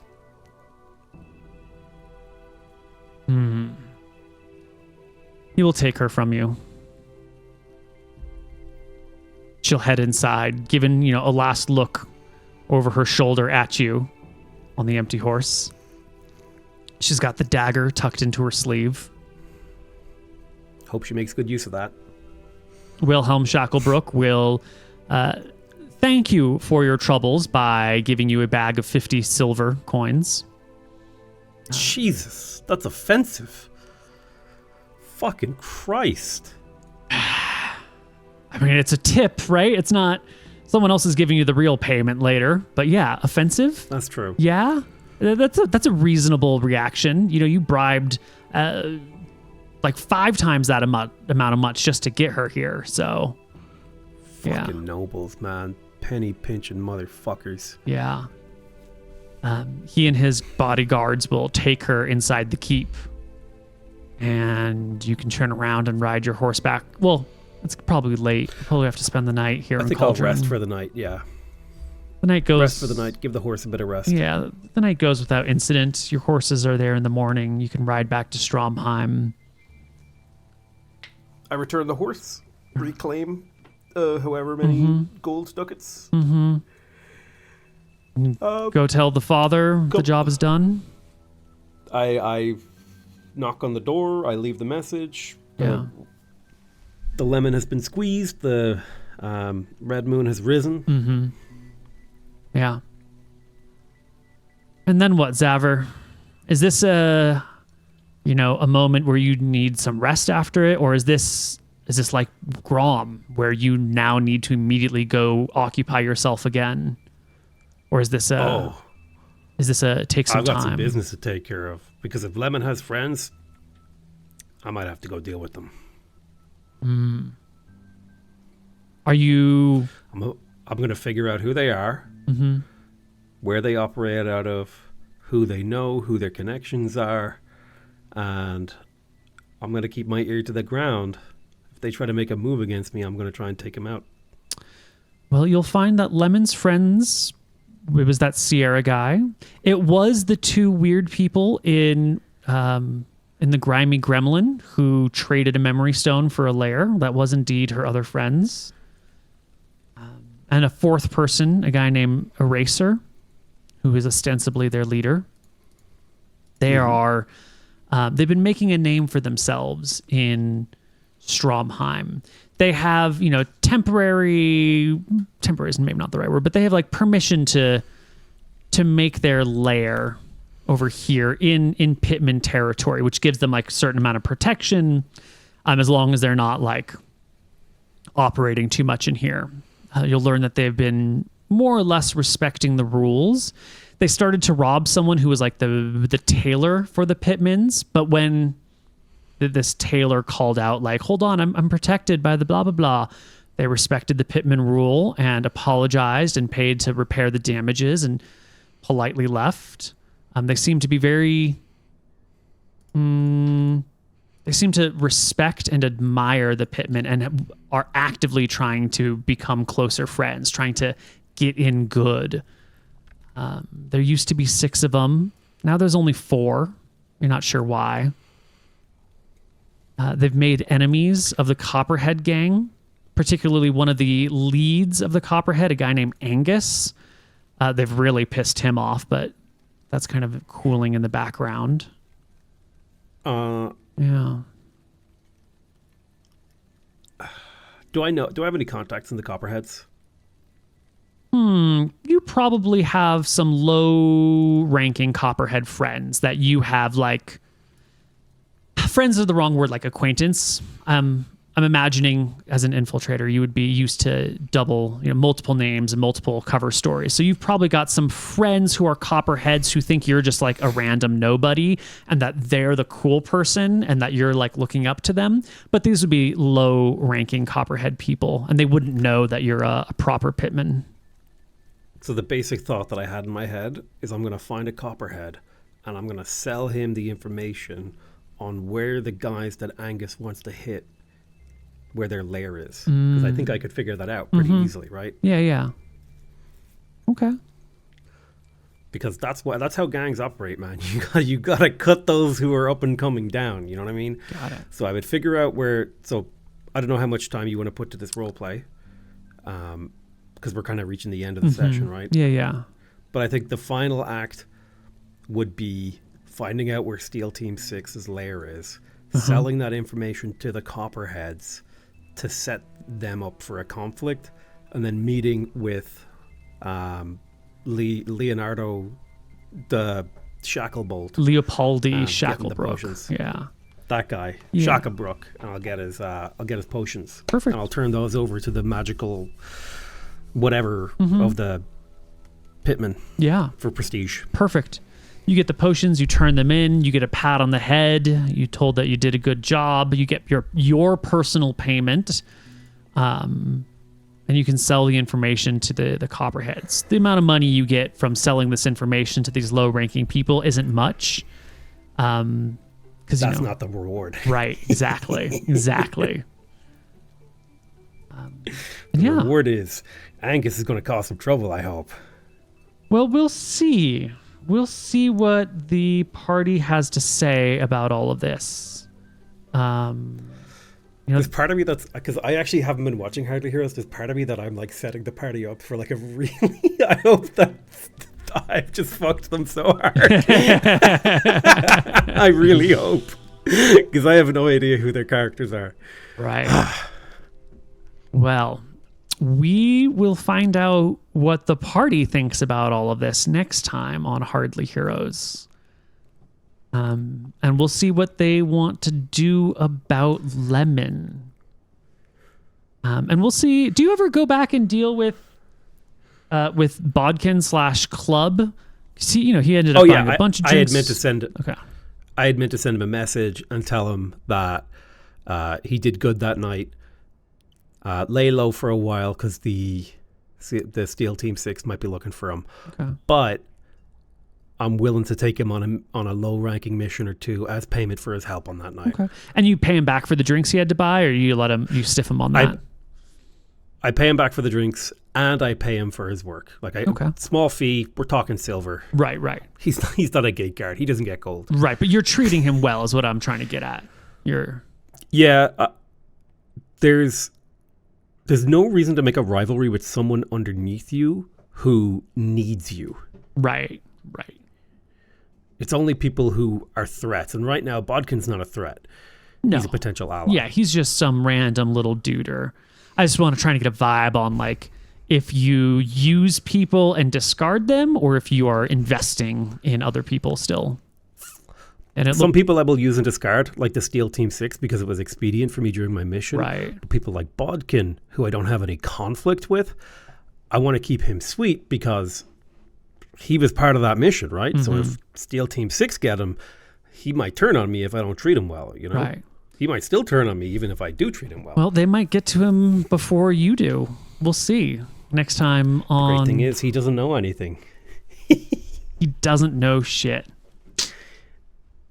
Okay, well, that's it for Hardly Heroes. Thank you, PotatoMcWhiskey, so much for playing. I think you did a great job with Zavar. And it was a ton of fun.